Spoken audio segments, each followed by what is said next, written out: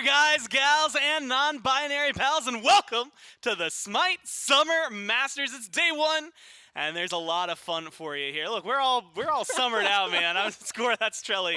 And you know what? If you want to be summered out too, I can tell you a great way to have an excellent summer, man. You can become a Prime Gaming member, and you can do it right now because you're going to get a lot of great content, right? You're going to get a free monthly Twitch subscription. Look, there's a button down there. If you want to use it here, that's pretty chill.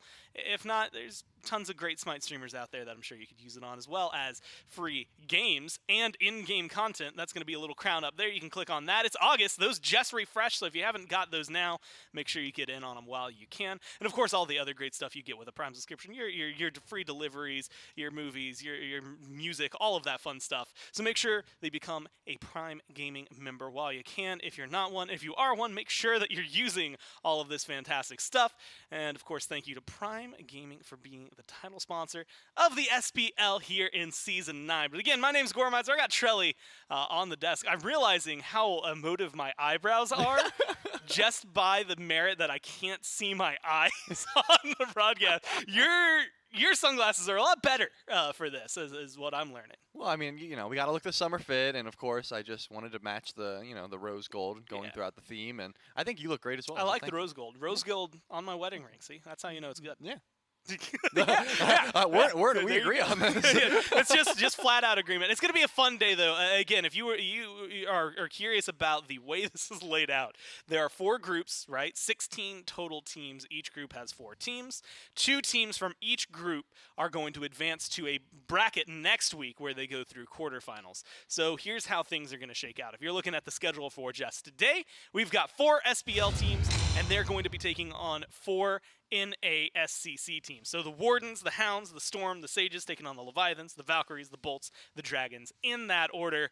And so it's going to be very fun, I think, to watch. Again, see how the NASCC does and see where these teams go. Now, there's no eliminations today, and that's important to note. One of these teams will go essentially in the winner's bracket. The other one will go to the loser's bracket. Whoever loses today, it is double elims, so they have a chance to save themselves in a couple of days and try to move forward, whereas whoever wins today is just one more win from getting to that sweet, sweet bracket next week and closer to the cash prize here for the Summer Masters. So, a lot of fun, Trelly, I think, to be had, and these matches alone have me excited. No, you definitely should, because these are the NASCC teams that really would love to prove themselves up against the SPL squads. There's a lot of tenure here that they would love to just be able to say, you know what, we've been practicing for so long, we've been at the top of the SEC in our respective league, and we just want to, really just take it to these SPL guys and prove that we can hang with them too. Chelly, this is a complete non sequitur because I was thinking about the fact that I'm like really relaxed because I'm in flip-flops. You're in your Crocs. Yeah. I can't wait till you're casting later so people can see the Crocs because Yeah. the Crocs, that's true Trelly form. Either way, we can look at some of these teams, as you mentioned here, for the first matchup. It's the Leviathans and the Wardens. And we had just talked about them a little bit there on the waiting room. Mm-hmm. But the Wardens coming in, a very, very strong team, but notably second in the SCC, now having to take on the Leviathans, normally a very strong team. Been a little murky for them this year, and admittedly, I've been told by them directly, 11 a.m. Leviathans are like the quote-unquote worst Leviathans for them, and it's because they stay up until 4 in the morning queuing arena and things like that. So it's going to be fun watching the Wardens, I think, in this matchup. Yeah, I think that's a good point to bring up. I forgot about the old 11 a.m. Leviathans theory that every time they show up this early for a set, usually doesn't look good. I think that will bode well here for the Kaolin Wardens because they've been looking good, whenever they decide to play. Off the back of a substitute jungler, I think Elleon, he's been around for quite some time. I don't think we have to harp on the sub thing too much because he's just been a top tier jungler for quite some time. Finally getting a chance to show his stuff at LAN, that's something that everyone will certainly look forward to. But this team as a whole has just looked super solid. The two brothers, RelentlessOne and Geno, as the frontliners, have been able to really control their carries so that plays like this from Griff can happen, and Moswal as well in the mid lane. By the way, Moswal is also on this team, which is just insane. By the way, that's a really fun by the way, they've got like a world champion that's just kind of playing with them, and you know how that works. I think this is a team that it's been surprising watching the Wardens. They have so much tenure to the point where it is. I'm expecting something fun out of them today. Right. But again, SCC differences we've seen from the Valks how difficult that can be to adjust to SPL teams' pacing. And that's something that while a lot of these people have that tenure, we'll see if they're going to be able to keep up, because that I think is a big deal. You had mentioned it though, not playing with the usual jungler that comes out of here, playing with Elleon, and we've seen Leon play everything but solo at this point. I feel like I haven't seen him play solo recently, but he was support for a little while. He's been in the jungle, he's been in mid. Maybe I haven't seen him as a carry either, but he could flip over to it if he wants to. Yep. And that's the thing that's really interesting. I think the more recent times I've seen Leon, this hasn't been the role he's been in. But to me, this is like the role I want to see him play. Yeah, I mean, if you've ever listened to Elleon's comms or just watching his stream, he is an in-game leader through and through, right? He's going to be the loudest one telling you guys what to do, and as a unit, and you can either listen to it or not. But he's going to be telling the exact shot calls everywhere, where to go, what objectives to fight over. And I think as a jungler, that's the best role for him, right? Supports can do it as well, but you're not constantly influencing the map. You're kind of stuck in dual lane for a little bit. Junglers can go all around, and I think that this is exactly where he needs to be, and this is where he plays the best, in my opinion. We'll have to see how it plays out, though. And you know what? It's actually even fun, because in your opinion, we can maybe sweep it under the rug for a little bit and instead just get his opinion directly. Well, that's better. About Elleon. We got J-Mac standing by in the booth with Elleon right now. Hello, I am in the booth with the Kaolin Wardens, the #2 SCC team from the North American region. They're going to be taking on the former world champions, but they also got a sub on their team. We're going to talk to the sub today. Elleon standing in the jungle for Sino. Elleon, talk to me a little bit about coming into an event like this as a sub for a team. I mean, what kind of pressure does that put on you and the remainder of the team? Pressure? The only pressure that I have is the pressure we're going to be applying in game. Oh, the pressure in game. Going against the Atlantis Leviathans. Now, they're a team that have been struggling recently. They barely made it into the 5th seed just by getting a win over the Scarabs last time. Do you think that gives you maybe more of an advantage going against them? We're in a great spot. In a great spot there. Sounds like it's a lot of fun for the team. You guys have been laughing, having a great time before you're getting into the game. It's only day 1 of the event. Where do you kind of guys see yourself maybe throughout the remainder? You guys making it to week number 2? We're going to Worlds. Going to Worlds. Elleon and the Kaolin Wardens saying that they're going to be going over to Worlds with this one. You think we'll see maybe a spicy pick out of you coming into the jungle? Maybe some spicy picks in general? Probably, yeah, all around. There's definitely going to be a lot of spicy picks. A lot of spicy picks from the Kaolin Wardens. Should be a fun set. Kaolin Wardens, your #2 SCC set from North America, taking on the Atlantis Leviathans. We'll throw it over to the desk. Let's keep it going. I don't know. I'd have to double check. Pretty sure this doesn't do anything for Worlds, but it's nice to know that that's where their mind is at, right? That's how you know the team has their eye. Maybe not even on the money, because the money would just be, yeah, we're going to get first place. But no, they're going all the way to Worlds. It's going to be fun to watch what they have to offer. Again, the other side here, they're going to be going up against the Atlantis Leviathans, your current reigning world champs, with the 3-time down there, just chilling. I saw him walking in a little bit earlier. Everybody else on this team, again, feels incredibly strong as players. And really, Trelle, I think this one's going to be a testament to the Warden's pick and ban strategy, because this is a team that's really difficult to ban against. Yeah, that's an interesting point to bring up, because I don't know what I would pick up or ban against this squad either. Like, things that come to mind. Of course, you don't want Ronngyu getting Yamoja, but what has Sheento been playing recently? So many different style of mid laners that, you never know what he's going to be playing. Zhonghui, Cabrakan, that sort of thing. Is that something that you want to prioritize? I wouldn't recommend it, because then Panitom can pop up on, these Osiris, even been playing the Lancelot, things like that. A very difficult squad to try and gauge from week to week, right? Their strategies, I think, they're still trying to figure out themselves. So how would an enemy understand them? You can't know me. I don't even know me. Exactly. You can't predict what we're going to do, because we don't even know ourselves. So it's going to be definitely an interesting one. But I think the Warden's a team that can just kind of throw that all out and just say, we're going to play our own game. And Leviathans, that's what they do anyways, right? They're not playing to anyone else's style. They want to play around their team fight, because they've been playing together so long. They know exactly how they want to team fight. That's the one part of the game I think that never changes, right? They're 5v5, they're confident in. Maybe the early farm they might struggle a bit, but when they're together as a unit, that's when they feel the most confident. And I'm excited to see, again, what they have to offer. Notoriously, 11 a.m. Leviathans can be a different team than your 3 p.m. Leviathans. I'm wondering if that's going to end up being a factor today. I don't know. Zap seemed mostly awake. Not energetic the way that he normally is if you talk to him later in the afternoon, but there, present, right? He's yawning as we speak. Well, hey, you know what? Turns out, maybe not. Okay. Yeah, we'll see whether or not they, if they're feeling the energy. Again, this team, it's It is so wild how the difference of maybe 2 hours for him will really change it up. I mean, we could not have sold this better. They're all rubbing their eyes. They're just like, all right, here we go. Let's get ready. And they give a little slap on the cheeks. I'm sure once they touch the battleground, right when they spawn in, that's when we're going to see those Focused go up, faces. yeah, it's gonna Absolutely. happen. And luckily for them, they've got Oxy behind them to help with things advance, so they don't have to worry about it too much. I'm curious what the discussion's going to be. Khepri is the first ban so far. And now, again, Shelly, this is where things get really interesting because, to me, you're having a ban against things that you haven't seen. You know, a team that hasn't played in competitively at least in like 5 weeks. Yeah, 6 weeks? it's been a while. And so, like, you know, you've got this backlog of data for the Leviathans of, okay, well, here's what they like to play, here's how they've been doing it, and here's what they did quite literally just a few days ago at the end of Phase 2, versus the Wardens where it's like, all right, so at the beginning of July, let's see, what patch are they playing on? Like, it's before mid-season, I'm pretty sure. Like, a lot comes in. So for the Leviathans, you get a Khepri, you get the Chernobog. Those two feel pretty blanket statement, like meta. They also ban out a Ratatoskr, which feels like someone who's been on the rise lately anyway. Yeah, I think the RelentlessOne's Rat solo is something to be feared, and I think the Leviathans have done at least the bare minimum of the homework to make sure that goes through. However, you know, this is what I was talking about. If you are banning away that Cabrakan, if you are banning away that Yemoja, that Osiris will slip its way through, and it's still a deadly force.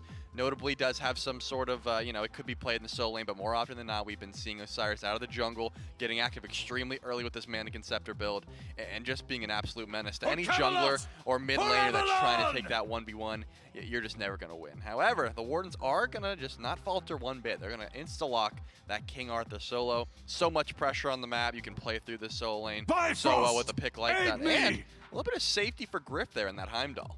Yeah, this is one, again, that I'm excited just to watch, only because I think that these two picks, Heimdall, like you said, safe, a lot of good damage.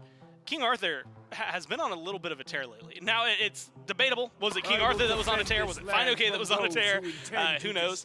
Either way, it ends up looking pretty good there in the last week. So it feels like someone that, as of late, pretty potent. Again, good lane bully, good poke, things like that. And you had mentioned the Heimdall. And his survivability while maintaining good damage output, I think, is impressive. Hou-Yi, though, not just locked in real early for a pick that, in my mind, isn't super high priority lately. Alongside the Eset, which has been flexible, could go mid, could go support. But if this is the dual lane, I mean, you got a lot of CC, a lot of fight potential immediately from the get-go. Yeah, if this is, you know, the dual lane, and we'll hold on to that assumption just as this pick goes through, you got a lot of circles, and I think that helps your team fight a ton, right? Because, you know, circles is good. Yeah, it de-incentivizes grouping up. You know, if the whole team is sitting on a Sunbreaker and a circle protection, that's not going to be a good time. But Daji, a pick that very rarely actually gets through in a meta like this, so that's going to bring a lot of CC that you don't want to deal with. You have two picks here that don't have CC immunity. The Hou-Yi and the Eset, they're not going to love that too much. Yeah, it's going to be interesting to see how they can handle that. Well, honestly, maybe it's not. It's going to be Beats and then maybe like a Magi's later on. It's actually pretty blanket statement standard how they're going to deal with that. Not maybe too interesting. You had mentioned, though, that Daji, who has been maybe like the jungler to have, it feels like, in the last month. If you look at the Bolts, you look at the Warriors, hell, you look at the Leviathans. It's been one that is incredibly powerful for them. Outside of that, Osiris, maybe the top pick, especially on the Assassin tab. Bans coming through, Wardens, Artio, and the Morrigan taken away. Whereas on the other side, it's Hell and the Xingqian. And the Xingqian, to me, it means, like, well, not only do they recognize that, hey, guys, we're kind of already screwed on CC immunity, we don't want any combos, but also it screams to me that maybe they want to lean into another auto attacker. Yeah, certainly could be the option. I mean, we don't exactly know where this Eset's going. It could be support, or we could very easily see a second carry locked in, in that slot and just say, hey, that's the mid laner, or, vice versa. So we'll have to see how that draft goes through. And Xingqian, I think the big fear here is, hey, Daji's going to get our beads. We don't want to worry about Whirlwind of Rage and Steel, right? We want to be able to hold our beats for that Powwow and that Powwow alone. The Wardens, however, get their option. They usually do save Moswal's pick for last. That's sort of their style. And it looks like they will continue with that. But they will get a beads burner in the Sobek. Notably that Alpwash that Moswal loves is still open. The Zeus, the Vulcan, these weird style of picks that you'd never really face in your regular SPL games.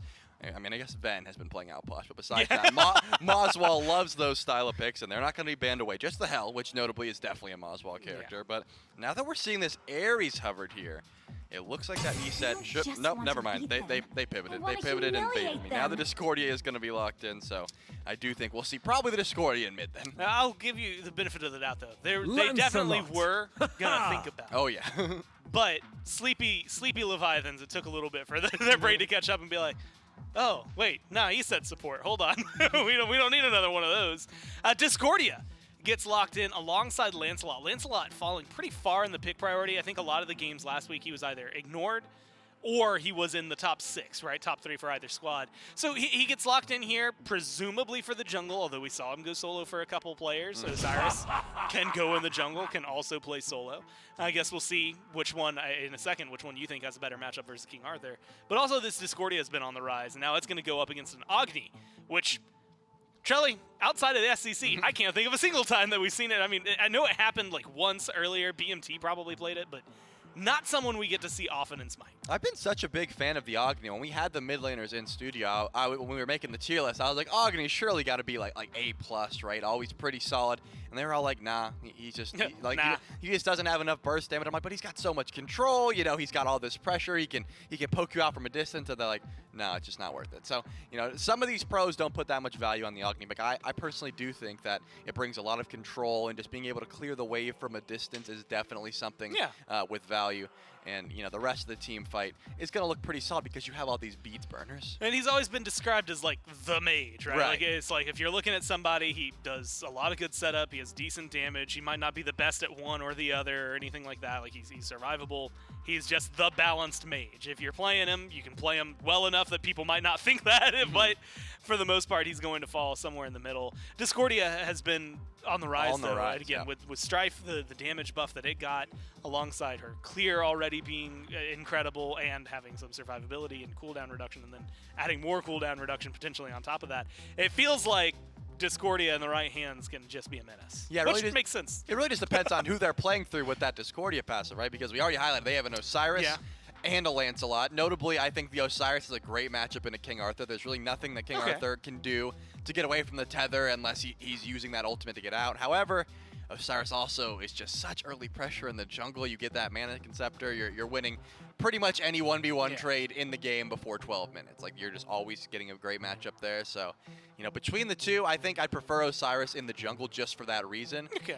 But Lancelot also has the horse, you know, and he can traverse the map so quickly. They're both so good at both of these roles.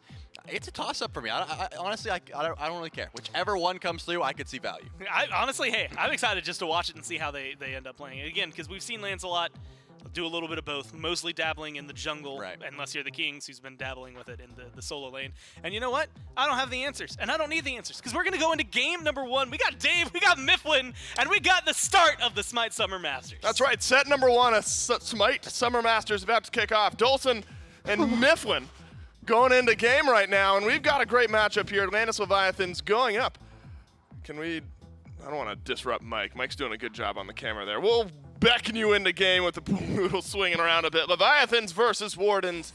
Our first matchup of the weekend, Miff. We got 4 SPL versus SEC matches to go today. Remember, double elim tournament. So whether the SEC teams get knocked down or there's an upset against one of the SPL squads, a chance later on in the week to remain in the tournament. Now the Leviathans, it's bounce back time, Miff. This has not been the picture of consistency from this team so far at the end of Phase 2. Yeah, I was talking to the Kaolin Wardens coming into this game, and one of the first things they brought up to me was, hey, do you know the Leviathans lost to the Valkyries? And my immediate response was, yeah, I know that, of course. So maybe the Kaolin Wardens playing with a bit of confidence here today. It seems like they've adapted pretty well. The Wardens, that is, to the standard SPL meta. Barring that mid laner, we don't see a whole lot of Agni, so I will be keeping my eyes on Moswal. Certainly not a god that he's a stranger to, but one that might be, I suppose, suffering a little bit in the pressure department, at least until level 5. Now, Geno is playing the poster child of SMITE Summer Masters, right? I mean, it is just, where is it? Surely we have a logo somewhere in this room. It's like the beach Sobek. It's like neon. Yeah, and it's really cool. It's an awesome shirt. Geno playing it. Haven't seen a lot of Sobek though, Miff, at the SPL or really the SEC level of play. Solo lane Sobek a little bit here and there. But going up against Ronngyu on the Eset, Uh-oh. we talking level 2 ganks here. Panitom blink forward, has damage. It's its worst case scenario. Jarcorrr on Lancelot with Bluestone. Grabs first blood for the Leviathans in game 1. Yeah, Jarcorrr gonna get that Soul Eater online real quick, and once he's got it, Lancelot really does start to level up in that lane. The sustain that he gets, the damage output, all incredibly high. I'd argue King Arthur, you really want him succeeding at least throughout the early, but Yeah. now struggling up against Lancelot, I'm not sure that he's gonna be able to pull himself out of that without at least a little bit of help from his jungle. Yeah, I'm not sure how the solo lane starts to look now. Because, Myth, we have gotten looks at Lancelot jungle, Lancelot solo. Honestly, Lancelot has not been like an insta-win type of pick, even at the SPL level, where some jungle games it looks great, some jungle games it looks bad. Solo lane, really variety has been forging Goodness. it to some type of success. I mean, the odds got to be stacked here for Jarcorrr in a good way if you get first blood on that side. So we'll keep our eyes on the right side of the map, see if RelentlessOne can just keep pace. Elleon maybe gets run at here by Panitom and Sheento. Beads off of the Daji. It's kind of what you expect from the Leviathans. Just high pressure early on in the game, playing their advantages. Panitom's got a great opportunity to steal a good bit of jungle farm away here after Elleon forced back to base. RelentlessOne will rotate in towards this blue buff, but seems like he's able to secure it for himself as well. So clean play over to the Kaolin Wardens Soul Laner. Won't dig him out of the hole just yet, but with that rotation from Jarcorrr over towards those back camps, will put him slightly behind in experience. So maybe the King Arthur's doing just fine. Yeah, doing okay for now. Needed the blue buff though. I mean, if those start to roll in the opposite direction, go towards the other team, could be a brutal bit of pacing for the Kaolin Warden Soul Laner if he's not able to confirm some of those buffs. Over on the left side of the map, what I was going to talk about prior to that first bit of action was Ronngyu on this Eset and the space control that might be able to provide over in lane.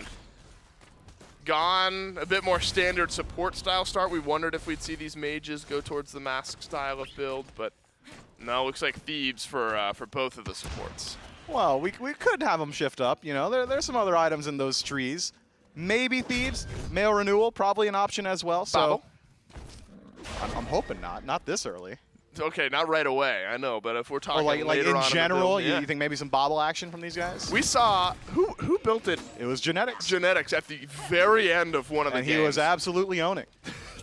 But was it because of the bobble? Absolutely not. He was got owning. bobbled like 15K up. Right, he was owning and then happened to purchase the bobble as well.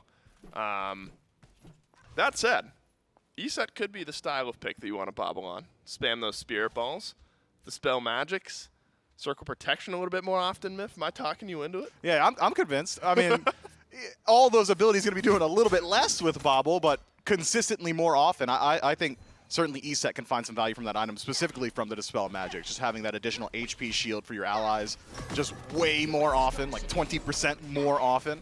Yeah, I'm thinking that's pretty good. That's how the item works. You're right. That's right.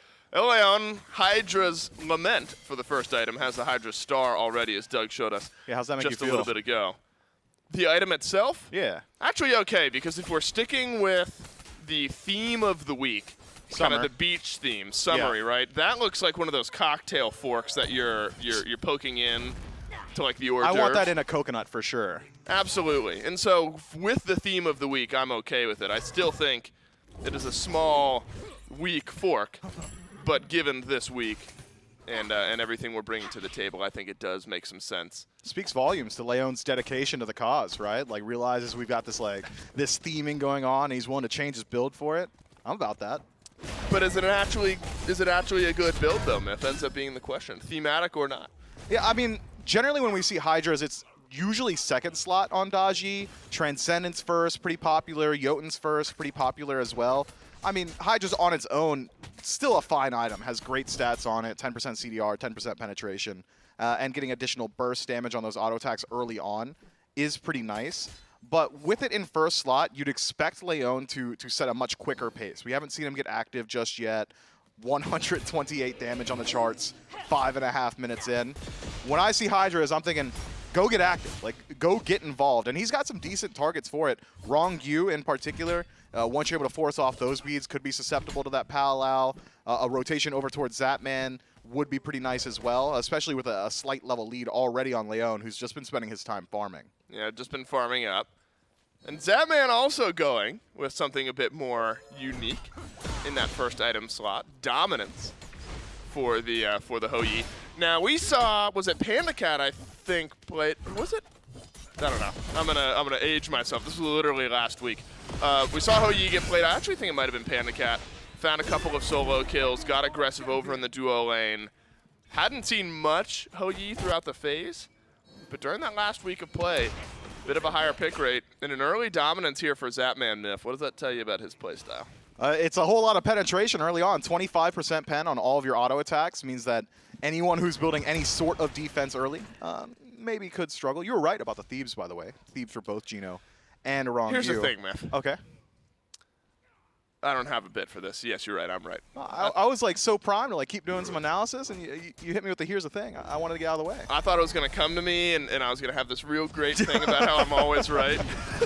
Unfortunately, not the case. That's a nice dodge from Griff to avoid the stun from Zapman. Actually, a decent bit used, and Griff only had to use his ultimate to get out of fray. As Ronngyu drops circle protection, Zapman breaks the Suns. And Griff will end up walking out just fine, still has the beads as well. And then how about this? The Kaolin Wardens extending some pressure. Attempted blue buff invade on the right side of the map, but the Leviathans able to secure it for themselves. And after the start of the game that RelentlessOne had, I'll hold that thought because might be happening to RelentlessOne again here. Stun, this time is good. Panitom and Jarcorrr will combine for another kill, and RelentlessOne had a level lead. But now that's going to drop right back down to even as Panitom notches his first of the game. Love what we saw from the Kaolin Wardens there. Classic response to a gank over in the duo lane. Oh, Rongyu's like at our purple buff. Let's do something on the opposite side of the map. Blue buff invade successful. And RelentlessOne, I suppose, just was gassing himself a little bit too much. Decided to proxy those waves between towers. The Atlantis Leviathans, they're going to punish you for that just about every single time. So what was a level lead for the King Arthur is immediately lost out on. But we are very close to RelentlessOne's massive power spike. Once he gets this Glad Shield, we should hit an inflection point in this lane where we can put out enough damage that the sustain of Soul Eater for Jarcorrr might not be quite enough on its own. I am excited to see what the next item is for Jarcorrr, though. I'm thinking he's got a pretty good amount of gold in pocket. He does, and it is a full purchase Glad Shield All right. for Jarcorrr. That's good. That's pretty good, and he teleports back to lane. So as far as that's real exerting good. pressure, yeah, RelentlessOne's going to take about half of his HP and damage here in lane. That's going to be a brutal laning phase because RelentlessOne not only doesn't have TP, but no more potions to stick around in lane. Leviathans have pulled out the Gold Fury. Ronngyu has circle protection. Can Geno make a miracle happen? No, cannot. Not this time. Geno looking for a pluck maybe on the back end as the sprint is used and the dash forward in. But lurking in the waters is the last line of offense here from the Kaolin Wardens. It'll go by the wayside. Smart objective call from the Levi's pulls themselves just about 3,000 gold in the lead. There's your Yikes. solo kill. We figured it would happen. And Jarcorrr makes matters just a bit worse. Yeah, the Leviathans have just set their pace so quick this game. 3,000 at the 9-minute mark off the back of that objective, and expect to see that objective pretty often. There's not much the Kaolin Wardens can do to stop it once the Leviathans have actually established the defensive position. So I like what we saw from Geno. All right, I can't steal it. I'm not going to walk into Circle Protection. I'm not going to walk into Sunbreaker. I'll make sure that maybe I could just return some damage, find a pluck potentially to set up for a kill on the tail end.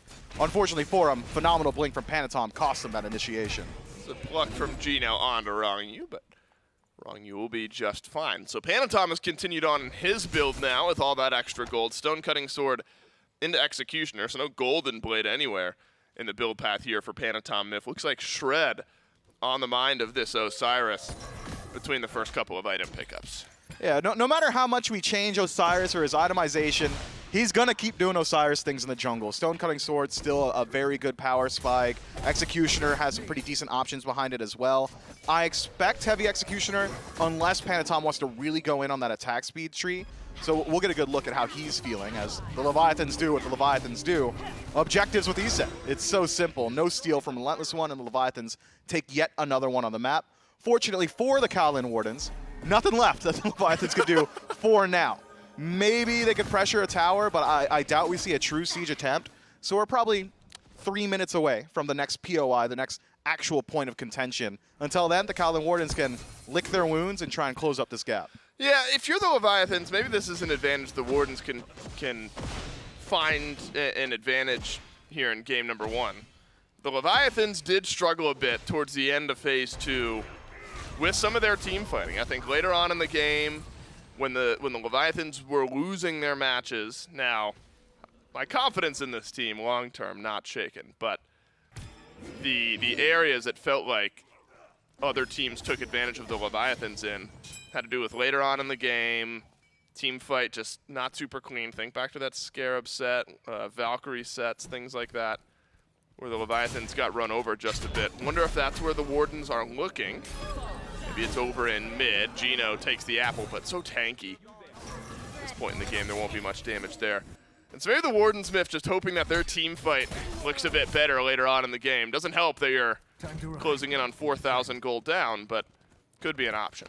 And the team fight for the Wardens is good. You're right to say that this lead needs to be cut, but you've got really good CC lockdown, Leon multi-target, Geno should be able to burn beads pretty consistently. Even RelentlessOne can put threat onto that relic on his own. So if the Kaolin Wardens can slow it down and get there, I'm sure they will be confident in the 5-on-5. Man, Panitom was just mauling Geno. I mean, this build working through that health bar easily. Jarcorrr is going to continue extending his lead over on the right side of the map. Given the state of that build, RelentlessOne just going to have such a difficult time stepping up. Actually, considering a jungle invade was Jarc there, but only the speed buff is up. So Leon is going to get pinged out. You have eyes on where that Daji is. And at this point in the game, if you're hoping that the Daji was able to take some beads away, you know, once or twice maybe, you send a gank towards mid, just see if you can get the beads off of Sheento, something like that. Leon has been drinking water from a fire hose in the first few minutes of this game, just trying to keep up with the pace of Panitom. Well, fortunately, now with Jotuns, those opportunities to just burn beads are going to come a little bit more often. Just an aggressive pal out. Doesn't even necessarily need to be in a threat situation where you think you're going to kill. As long as you can take off that relic, you'll find some value. No beads for Panitom for the next 40 seconds, but Lord of the Afterlife, a strong enough CC immunity tool that maybe Leon not willing to trade his ultimate there. I think that Ronngyu, again, a phenomenal target, one that he could really put some threat on. Sheento as well, as long as that golden apple is down, no longer is down. So maybe that opportunity missed a bit. But the pacing from Leon so far is uncharacteristic. When I think of this guy, it's constant aggression, yelling into the microphone, just massive comms, like this. Yeah, things like this. Let's send a gang towards Zapman. There's a stun onto Leon. He'll go up and over. Can he dodge out the powerhouse? Beads are good. You got to hit your autos, Griff. And the first kill of the weekend for the Kaolin Wardens hits Zapman. The Leviathans will lose their hunter. An opening, an opportunity for more pressure potentially on left. Yeah, the first kill the SEC gets against the SPL is on Zapman. I think that's poetic, at least for this event. I think that makes sense. Panitom maybe could have rotated through. I think if he spotted out that back from Leon, maybe could have forced a fight My there. goodness. The Leviathans, though, even in losing Zapman's life, they don't lose anything else, do they? No invade, no neutral objectives taken down, not even a whole lot of damage put into the towers.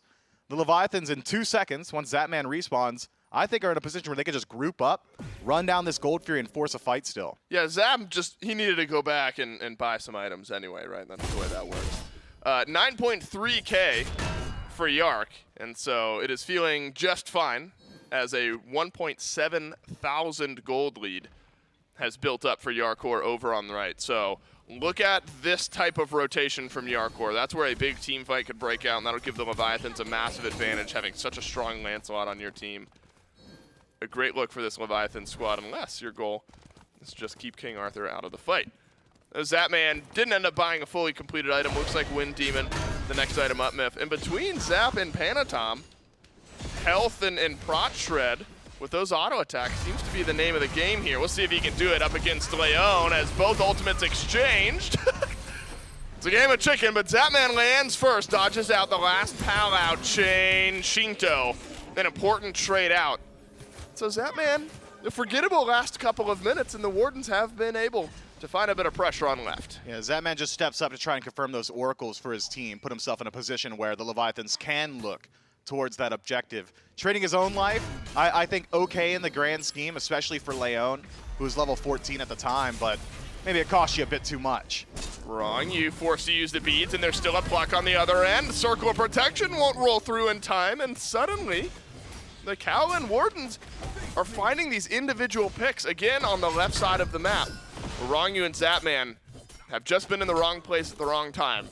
Always have to throw in the but what are they getting? The Wardens don't immediately go and pull the Primal Fury. The Wardens aren't feeling confident enough in that yet. Strife dodged out by Geno.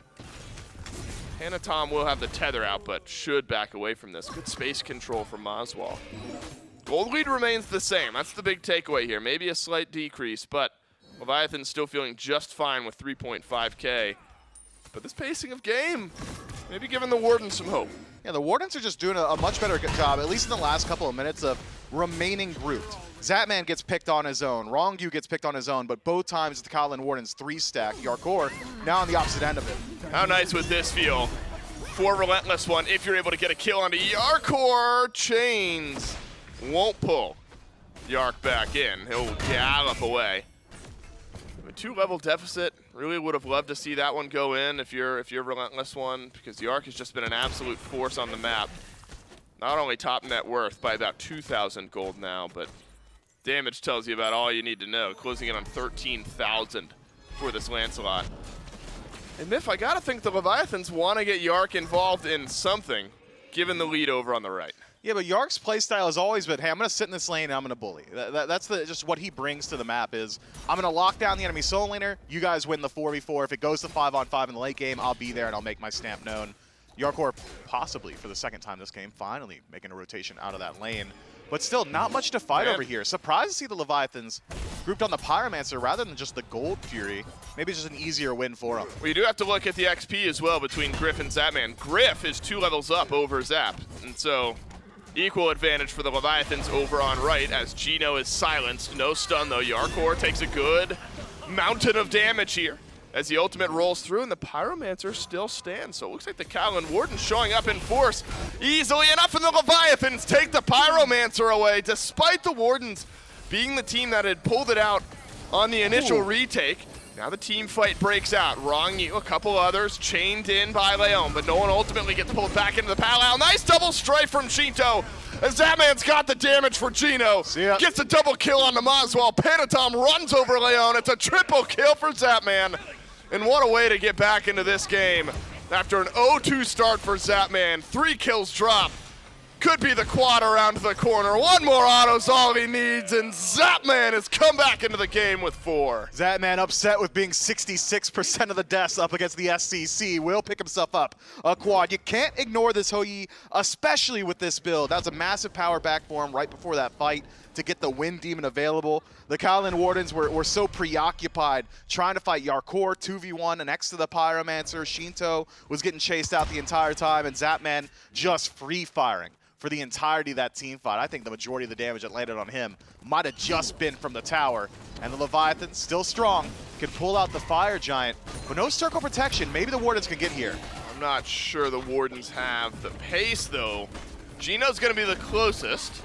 Doesn't have ultimate either, so it's going to have to be a miracle steal here for the Kaolin Warden support, but won't even be able to get in range. Jarcorrr on zoning duty gives the Leviathans the largest advantage of the game. So gold lead built back up comfortably enough.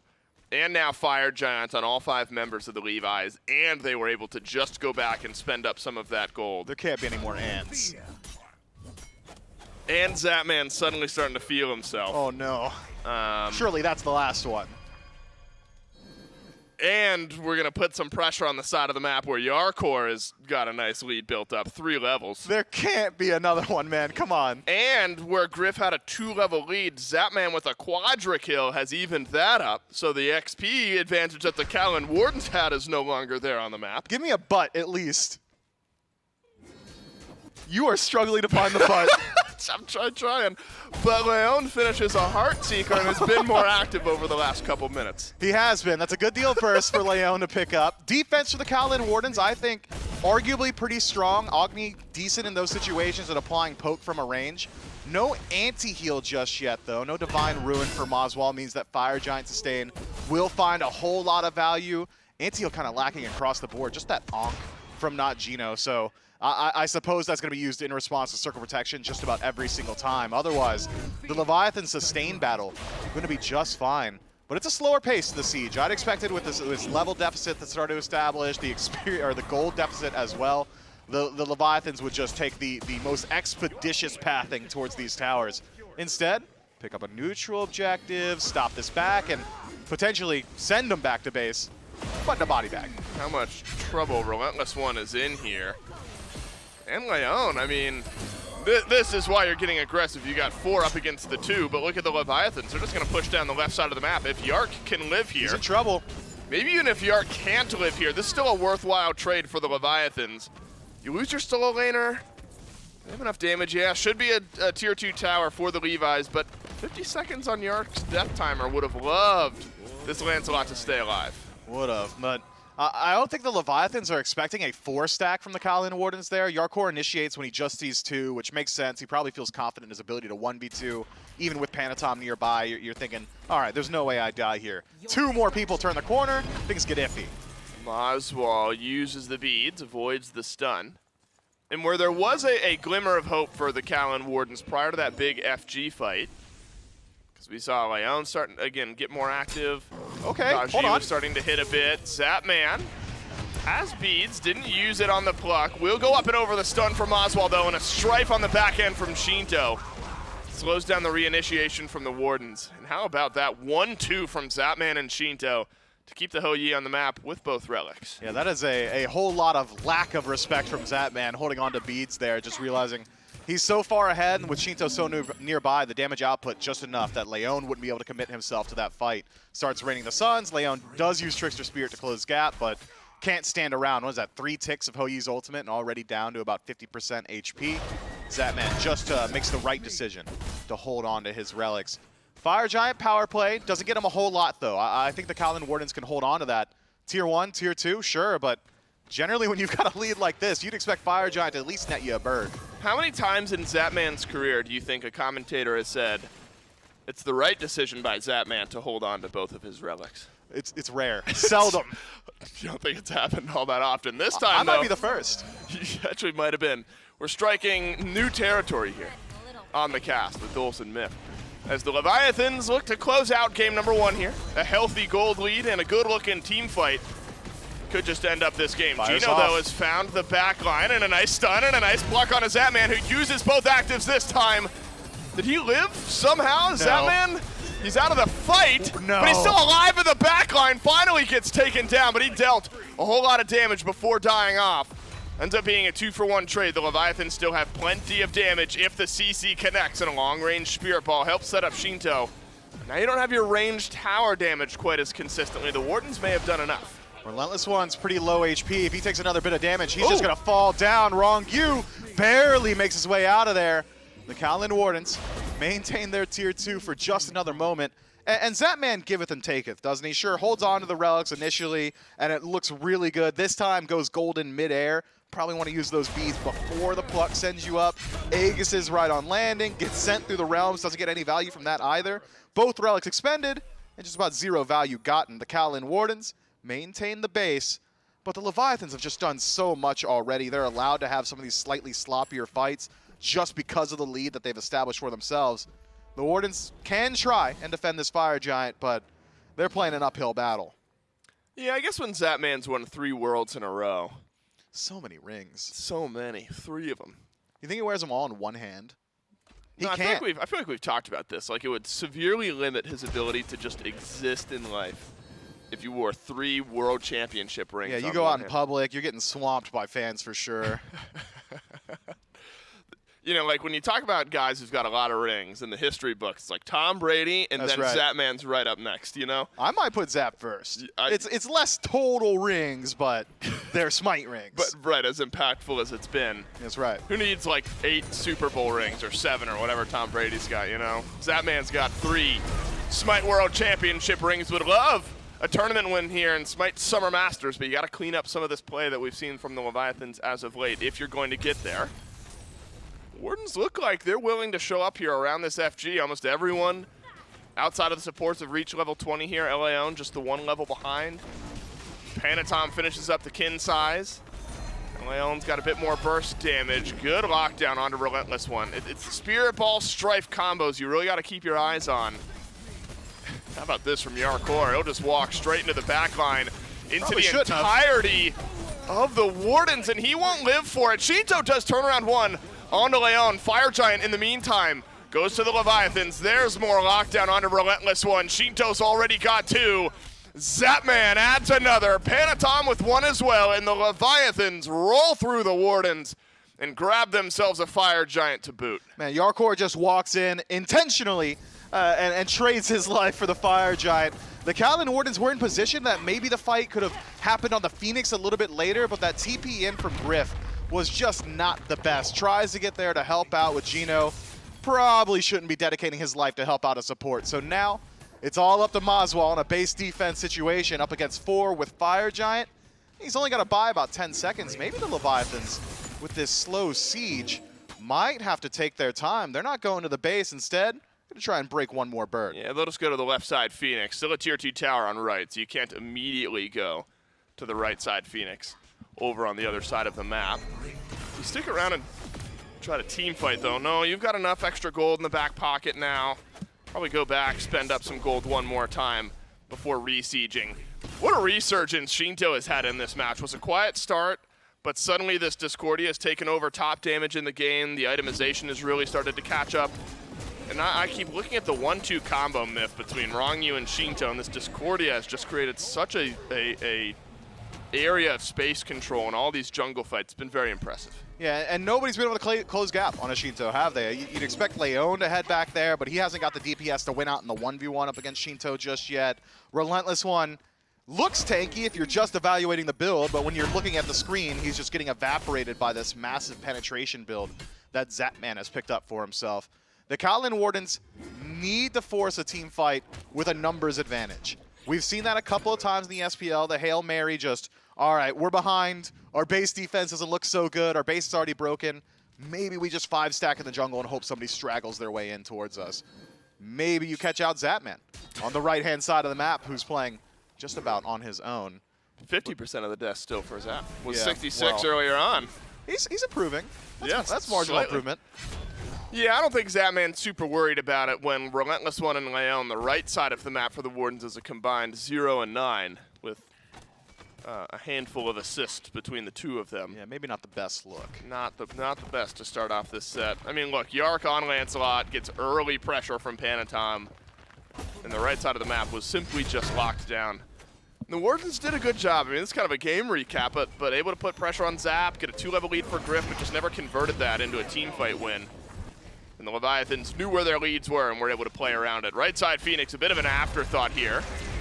Entangling wings used by Geno, and a nice strike yet again from Sheento, and goodbye to half of the Kaolin Wardens' overall health pool. Elleon is up on the pala, but he's going to crash down into a world of pain with Zapman on the backside, and Zapman with his 6th of the game. Leviathans fans can breathe a bit of a sigh of relief here. There's already 1 kill. Has dropped for the Levi's. Double strife. How many times have I said that? And the last team fight of the game looking good for the Levi's, and so is game number 1. Moswal is able to make his way back to Fountain. Can't say this was the same of the other 3 members of his team. The Leviathans cleanly able to close this one out. And it's just objective play, isn't it, throughout the early game that nets them this massive lead. Even when they're struggling, individual picks over to the Kaolin Wardens, the map had already been stripped by the Leviathans. There's just not much for the Kaolin Wardens to do in those scenarios. So I think this one is another conversation of SCC versus SPL pacing. The SPL is just so much more objective-minded. They just strip the entirety of the map of farm for like 30 minutes straight. Now, there are areas, I think, where the Wardens can look here for game number 2. Areas where they were able to find advantages. What's that? I was doing your thing. You're just mimicking me. You're just mocking me, Miff. That's No. not very nice. Miff, want to go have some words? We'll go have some words. Leviathans versus the Kaolin Wardens. Game number 2 coming up next.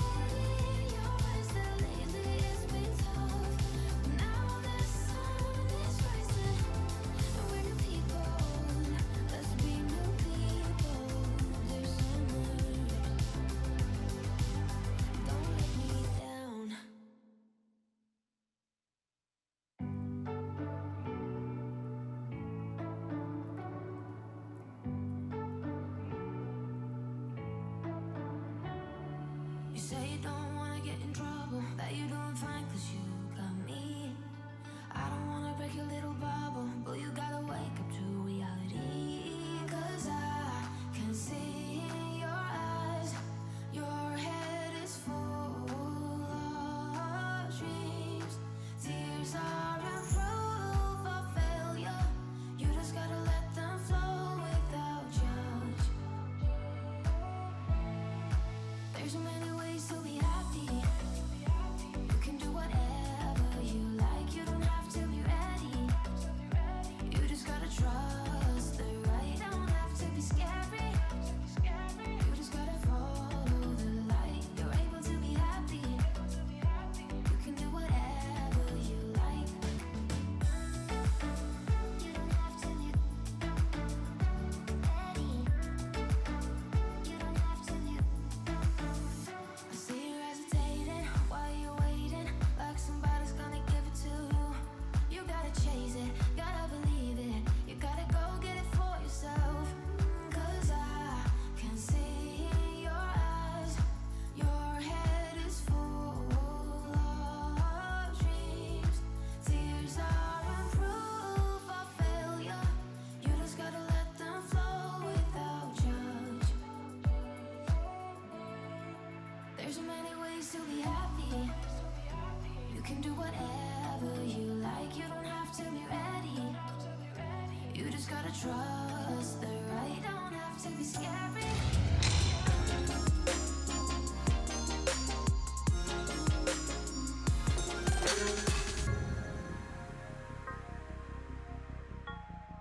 It's a little bit of a bumpy road, but the Leviathans still find themselves a game number 1 win. Of course, Zap maybe feeling a little worse for wear towards the beginning of that one, but ends up turning things around pretty well for them. It's Gore and it's Trelly on the desk one more time to break that one down. And Trelly, again, a couple of bumps in the road. The Wardens are able to put up some good fights, but as the casters had said, one of the things, and something that the Valkyries had to get used to for a majority of this year, sometimes the pacing, the objective-oriented mindset that the SBL teams bring can be difficult to overcome.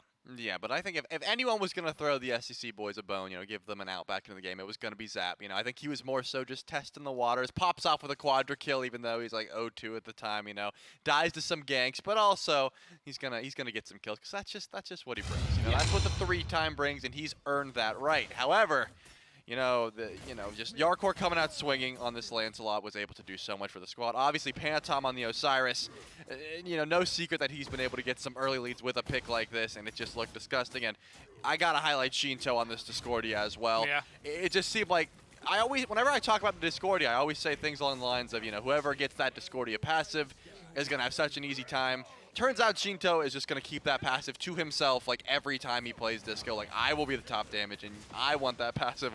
I don't want the rest of my team getting the benefits. I'm going to be the one who is using this extra damage to, help out in these team fights. Good. I mean, just damage. You mentioned Sheento. Yeah, he absolutely runs the show here for the Discordia. And again, to the point where, I think even Dave and Miff were joking about it, where they're just another double strife. He kept connecting them. Just impressive work, right, from the Leviathans. And hey, you know what? Necessary. 11 a.m. Levi's waking up. Coming in 7-3 and 6 there for Zap. 4-0 and 9. Matched by Panitom and Sheento. So looking pretty good. And Ronngyu going 0-1 and 11. Nothing too crazy. Although the damage numbers, wow. I'm telling you. Obscenely low for Ronngyu. But admittedly, I guess you're not picking it for the high damage. No, I think Ronngyu was just, I'm setting up for the team as much as possible. I'm dropping circle protection to these objectives, and if there is ever danger of anyone besides Zap dying, I will be there to make sure the peel is in favor. So is Zap dying? I don't mean to rush. Sheento? Oh, wait a minute. you guys gotta see my boy. I'm on the way, and I think that's the play style that Zap himself wants. Don't save me. I'm gonna do as much damage as I can on the way out, and I know that my team is gonna win that fight after the fact. He's confident in his squad, and I think the squad's confident in his shot calls as well. It's fun to meme, but yeah, it's very fun to watch as well. Wardens, though, again, these are all best of 3s. So, one game away from getting knocked down into the losers bracket of their group, Levi's. Potentially one game away from climbing up towards the winners bracket, and then being one set away from just going into week number 2.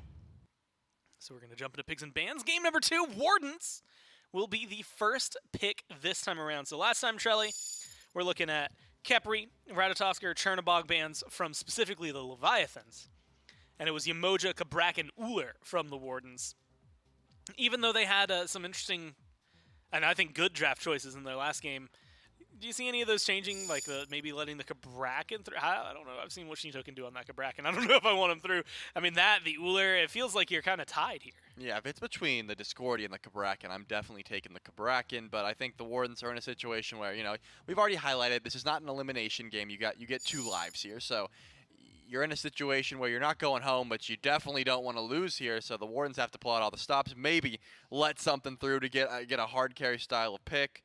The solo lane and the jungle from the Wardens. They need to have a better performance. Obviously, Elleon would have loved to get off to a better start, and RelentlessOne also, finding an early gank against himself, dying, and then just losing that lane from then on out. I think facilitating the solo and the jungle of the Wardens has to be on point here, because obviously Moswal was able to get online. He was able to do his damage. He was like 1-1 at like 20+ minutes. That's fine. If that's the case when everyone else is like 4-0, I think you're pretty okay with your mid being able to survive like that. The Wardens need to get some pressure in the jungle and solo, and to do so, they're going to nerf some of the pressure the Levi's had and take away that Lancelot. That feels like a good ban, right? And surprising considering how low priority. He was 9th pick overall in the game, the last pick for the Leviathans last game. And now he's one of the top 3 bans for the Wardens. Makes sense, though, given what we just saw. We'll see where the Leviathans go with their last ban. And Trelly, while we wait for this, I'll let the picks and bans roll through. I have a question for you, because I'm just now remembering Dave hitting Mifflin with a noodle. Yeah, and so I want to preface this. Do you have siblings? I do.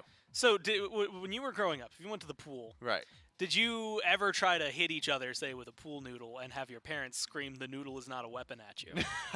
I never did that. That's like a mantra for my parents. No, but I did do the thing where you take one side over your shoulder, one side under the water, then you blow and you, like, really blow it to hard. get the and, cannon? Yeah. I would splash my parents when they'd be like, we don't want to get wet, we're sunbathing, and I just, and just splash them. You were a nuisance to your parents. Yeah, of course. Apparently, my family was just a nuisance. Like the siblings were all at each other.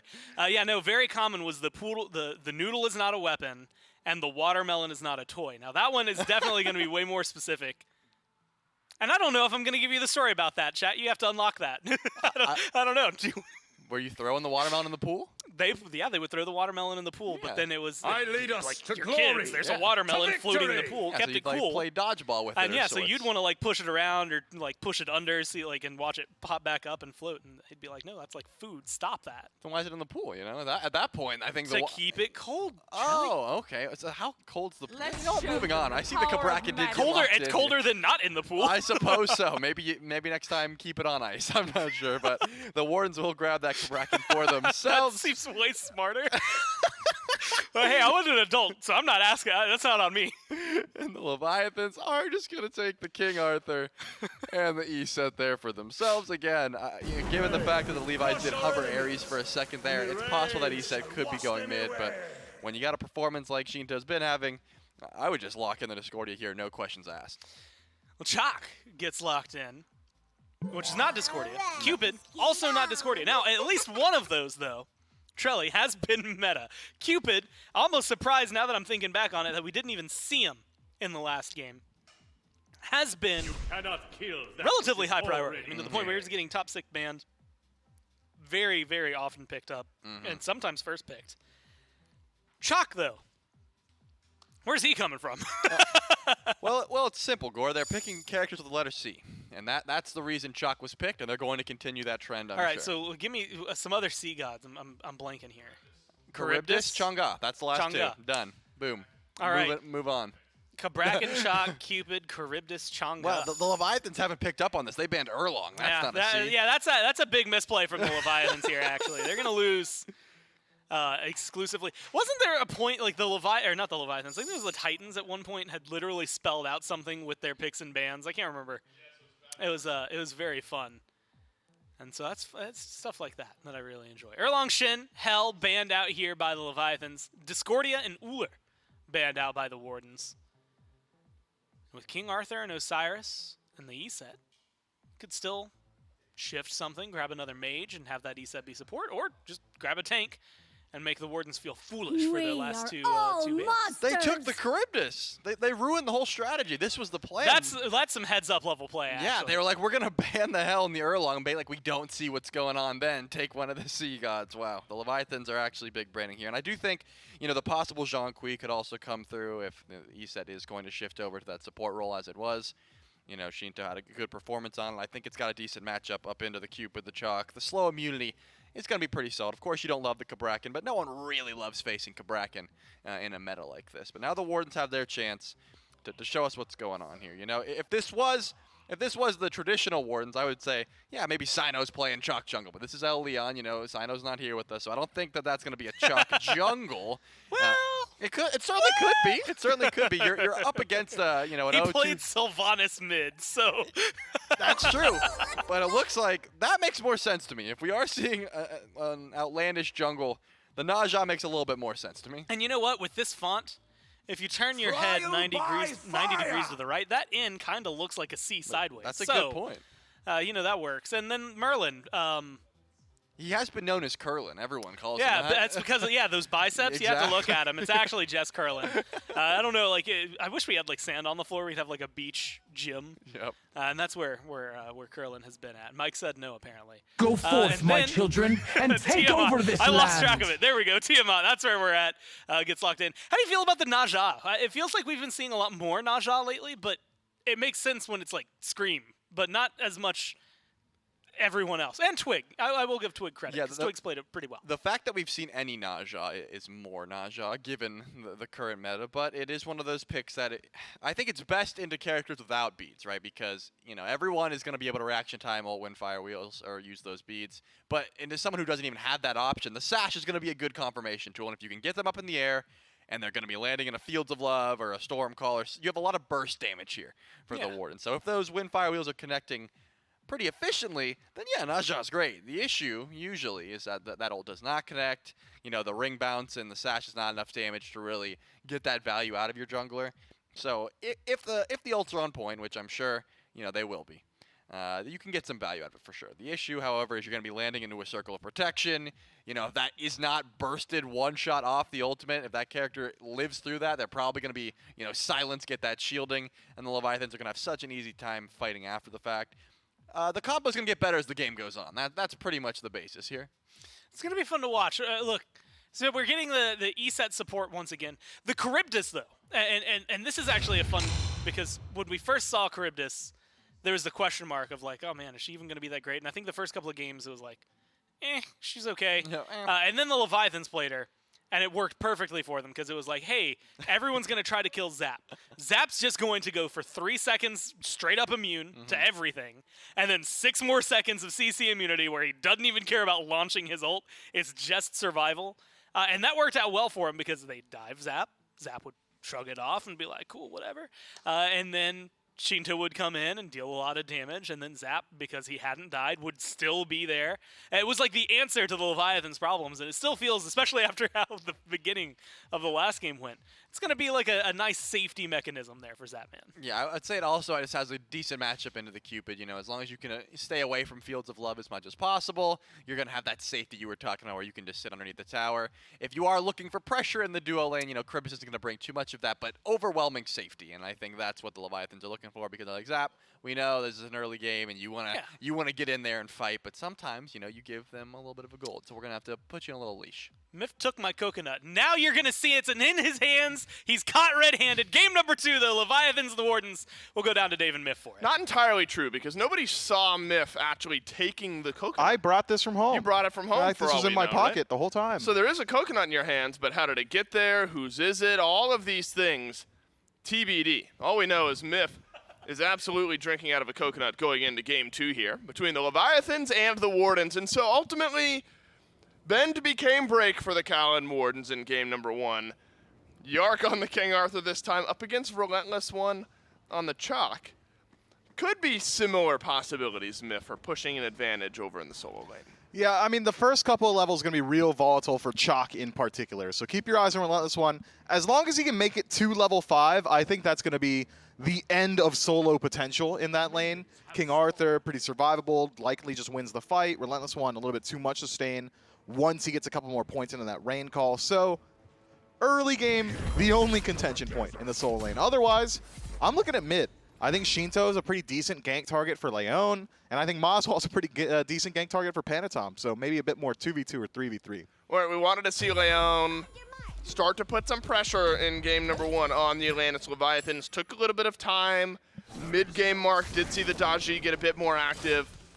The game was just kind of out of hand at that point, even in the individual picks. The 4,000 gold lead the Leviathans had built up at that point just felt a bit insurmountable. And a lot of those kills landed on Zapman, 66% of them, in fact, early on in the game. And so how do you combat that, Myth? You give Zapman something like the Charybdis to stay safe. Yeah, one of the safest gods in the game. That almost feels like, I don't know, Jarcorrr is like ribbing them in P's and B's. Like, hey, man, we could have won that game like 10 minutes sooner if you weren't actually inting, so we're going to give you infinite CC immunity. What'd you say about gank target, Smith, and that mid might be a good option? Moswal has to use his beads right away, as Panitom simply walked forward, and the damage from Sheento and Panitom was strong enough. Though, Ronngyu under a bit of threat. He used the bead, Zapman did not, so Zap ended up getting stunned out by the heart bomb, but didn't ultimately matter. But now beads off of Moswal. Still blink for Panitom, so there is that sudden initiation possibility if Panitom sees the opening in the 2v2. Yeah, Moswal desperate to take over to level 3 so he can get Flicker available. Once he does, there'll be a bit more safety.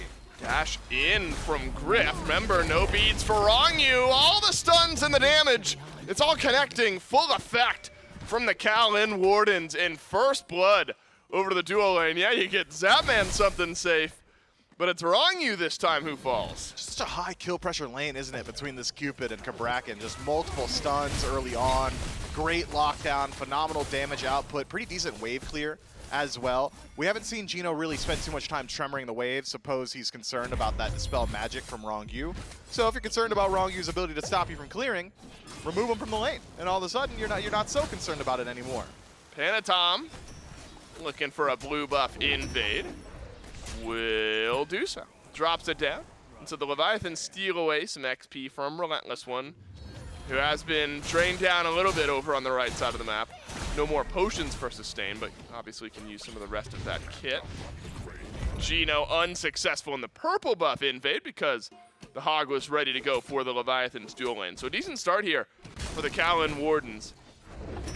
And then you start to look towards the jungle for the Wardens. Where is Leon going to put some of that pressure? You mentioned mid. It's level 5 when that Windfire Wheels comes online. At least hoping to find some beads for the Leviathans. If Leon could tick off to 5 from this green buff, maybe a rotation over towards duo lane. He did not. You're still a minute away from Ronngyu getting that beads back, so just Windfire Wheels there might be just enough to net you yet another kill. So I'm keeping my eyes on Leon. If he's taking a 5 off this wave, go duo. The second he's hitting 5, as long as it's within the next 40 seconds, I want to see that ultimate onto Ronngyu. Otherwise, burning some beads could find some value. I would argue it's not necessarily his job, though. Leon can threaten it, go for the sash, stand near him. Generally, people will beads on reaction to that. Otherwise, it's a pretty reactable ultimate, and I think the Leviathans are going to force you a bit more so to work through those defensive relics. Are you sold on the Naja as a whole, Myth? We've seen it in the SPL a little bit. The score mentioned on the desk, a bit of Scream play at the SPL level. Are you sold on the pick in general?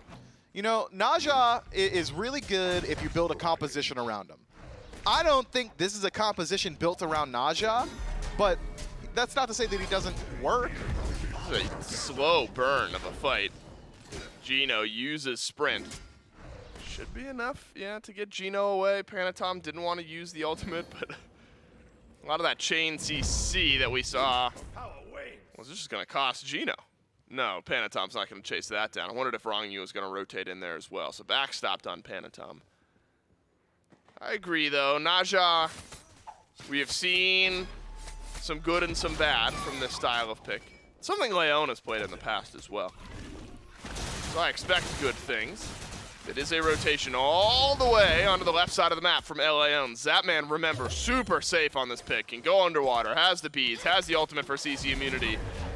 Uses the beads, now goes underwater, and Myth, like 8 seconds of CC immunity on the other end if the ultimate was needed.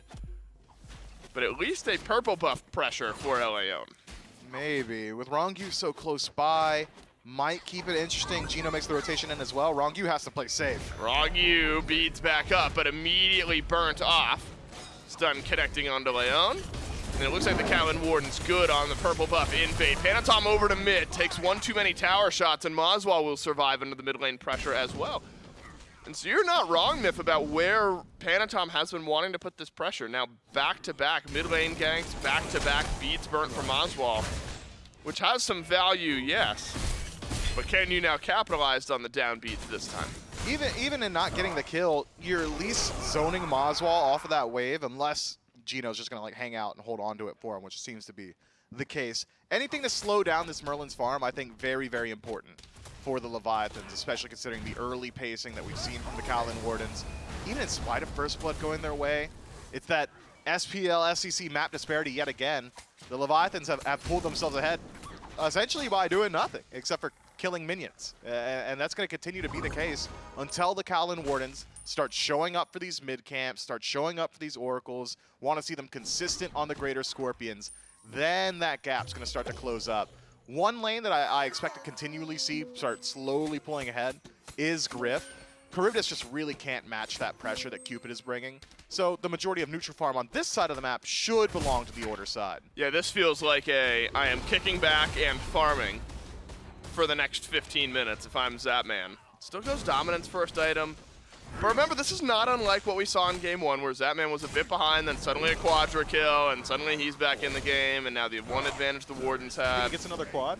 No, that's so, I mean, not because Zapman can't do it, literally just did it. That's just so unlikely. So like a triple, maybe. Sure. Where we? Okay, so you're expecting a triple kill. So I think it's fair to say that Zapman has disappointed you if he doesn't get a triple kill this game. No. Double No. kill, yes. Double kill. Double Okay. kill, no double kill is disappointment. All right. No triple kill is whatever neutral is. I'm not disappointed, I'm not surprised. Okay. So I'm You're whelmed. I'm whelmed either way. That's right. He doesn't end up getting a triple kill. As Geno continually will put some pressure towards the Leviathans, but continually will be able to back his way away. So this is now a unique look for the Leviathans, where there was a very clear disparity in Game 1 on the right side of the map. And that was a very easy place for the Leviathans to play through. Everything else has felt effectively even over the last couple of minutes. Slight XP lead here, a little gold lead there, but it all keeps bouncing back and forth. So yes, Gryph has a slight lead on left, but Jarcorrr has got about a half-level lead over here on right. And so these first rounds of objectives, Myth, in the next 2-3 minutes or so could be very important. Or potentially a gank onto RelentlessOne, the knock up the silence. It's avoided by Panitom, but Panitom doesn't hit the root himself, and that's just how safe Chaac can be. As RelentlessOne will teleport out. Now circle protection drops, but Leon, who is trying to make some waves happen, may end up actually being taken down. The tremble, so important, he blinks back through. And Elleon, he's gonna get taken down from range by Ronngyu. And the Leviathans even up the score at 1. Call that the Leon shuffle. I'm so used to seeing him do this when you watch his streams. He's just gonna start wiggling around, you know. Just look, if my blink gets up, I might get out. It was clean play. Nearly does make his way out of there. Ronngyu just too good with that spear ball, able to connect it from downtown. If that spear ball doesn't land, that's Leon just making his way out of there. So phenomenal play over to both sides, but it's the Leviathans who come out ahead. Are you saying Leon is like the Elvis of Smite? You know, Elvis like made his career on the lip thing. No, the like body gyrating. I thought it and was his music. Well, yes, his music, but what really took over was like the peanut butter and banana sandwich. What? Yeah, you don't know Elvis? I'm from Tennessee, man. Like this is my jam. I know the whole lore. Right, he's from Memphis. Yeah. The music, of course. Of course. But his stage presence, the wiggling, the lip. gyrating. Oh, you're talking about his blue suede shoes. I'm talking about his whole body, Myth. And it was considered vulgar and obscene for the time. Like, people wanted him arrested because he was like doing the most while on stage. You want Leon arrested? No, what I'm saying is the Leon wiggle is like how Elvis made his name. Yeah, all right. Oh, yeah. All right, you're sold now. Yeah. And I'm sure Leon loves PB&J or whatever you were just and talking banana. about. And what? It's a PB. No, it's PB and banana. There's no J. Oh, unlucky.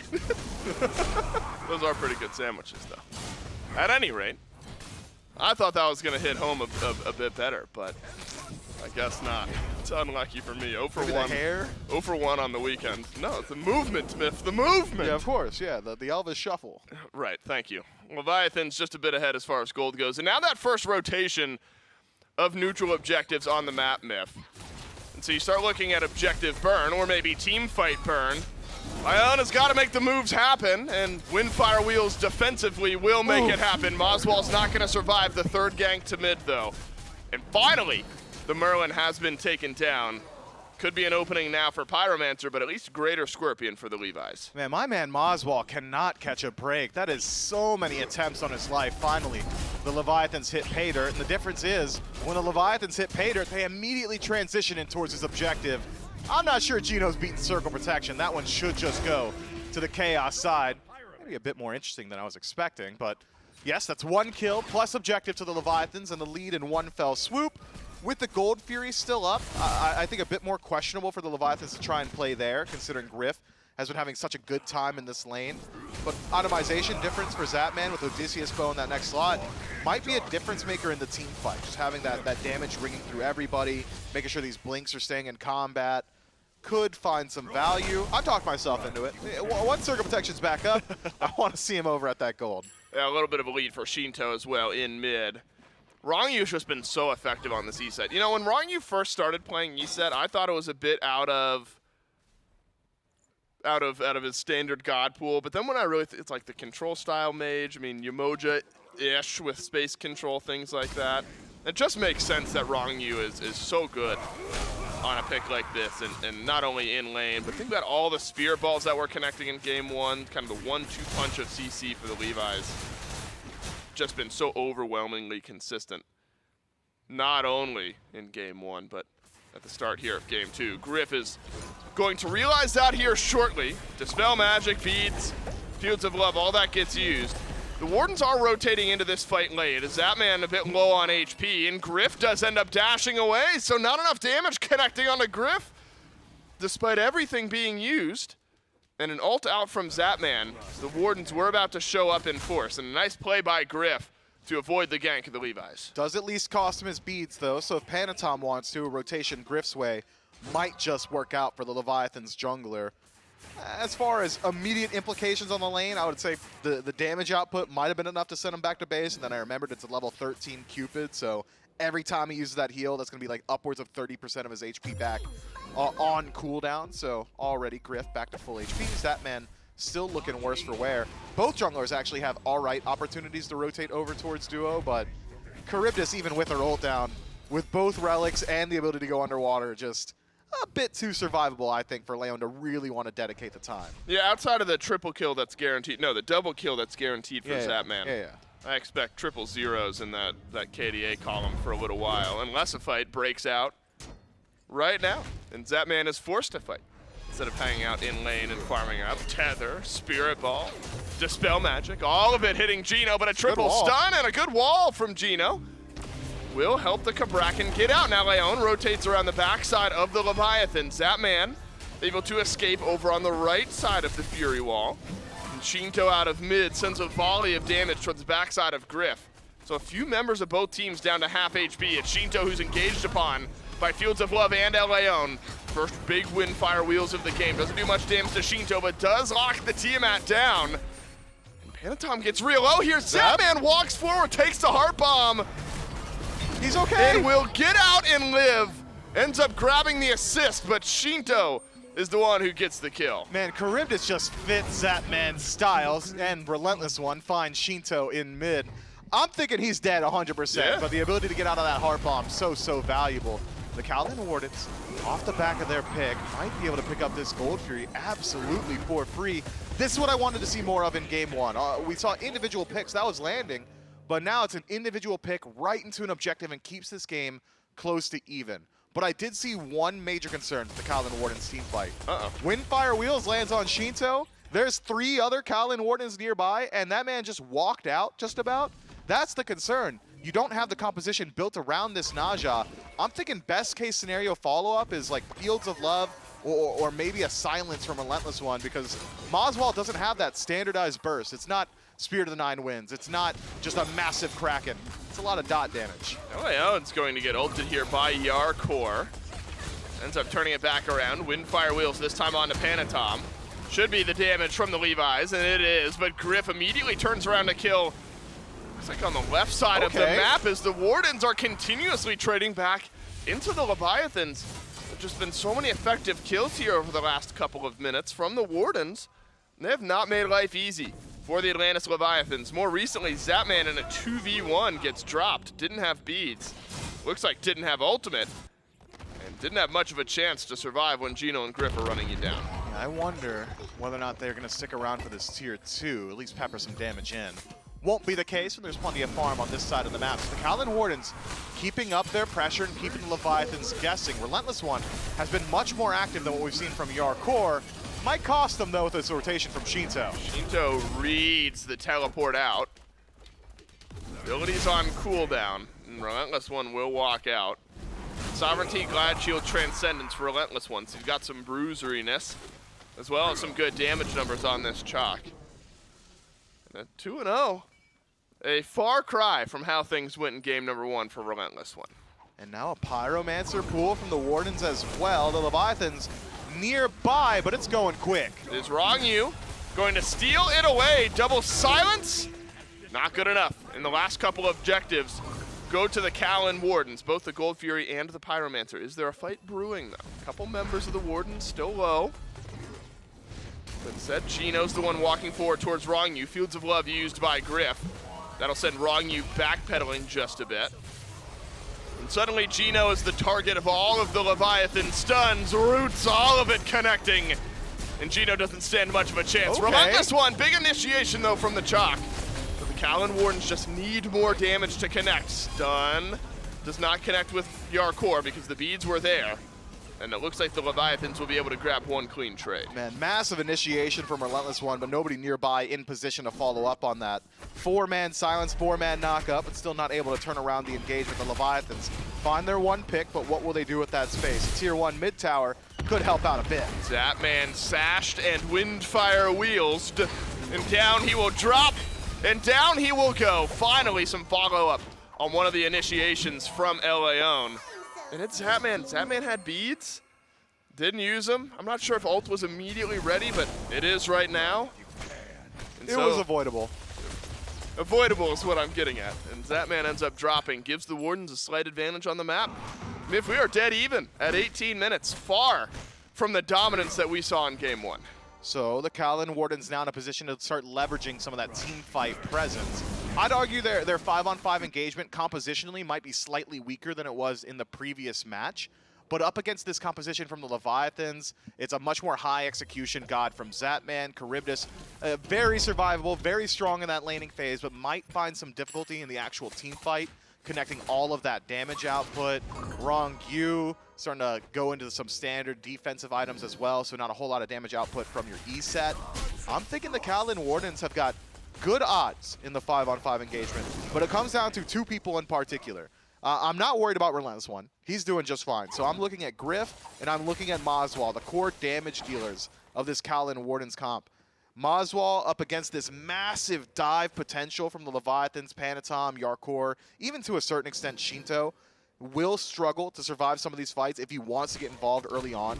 So I'm thinking the answer for the Kaolin Wardens has got to be spearhead it yourself. Have RelentlessOne create that space. Have Geno set up some of these walls, and then just keep Moswal in that backline. Maybe Elleon hangs back a little bit more, acts as essentially a protect the president guy for Moswal. Keep him alive. As long as Moswal's alive, the damage of the Wardens is alive.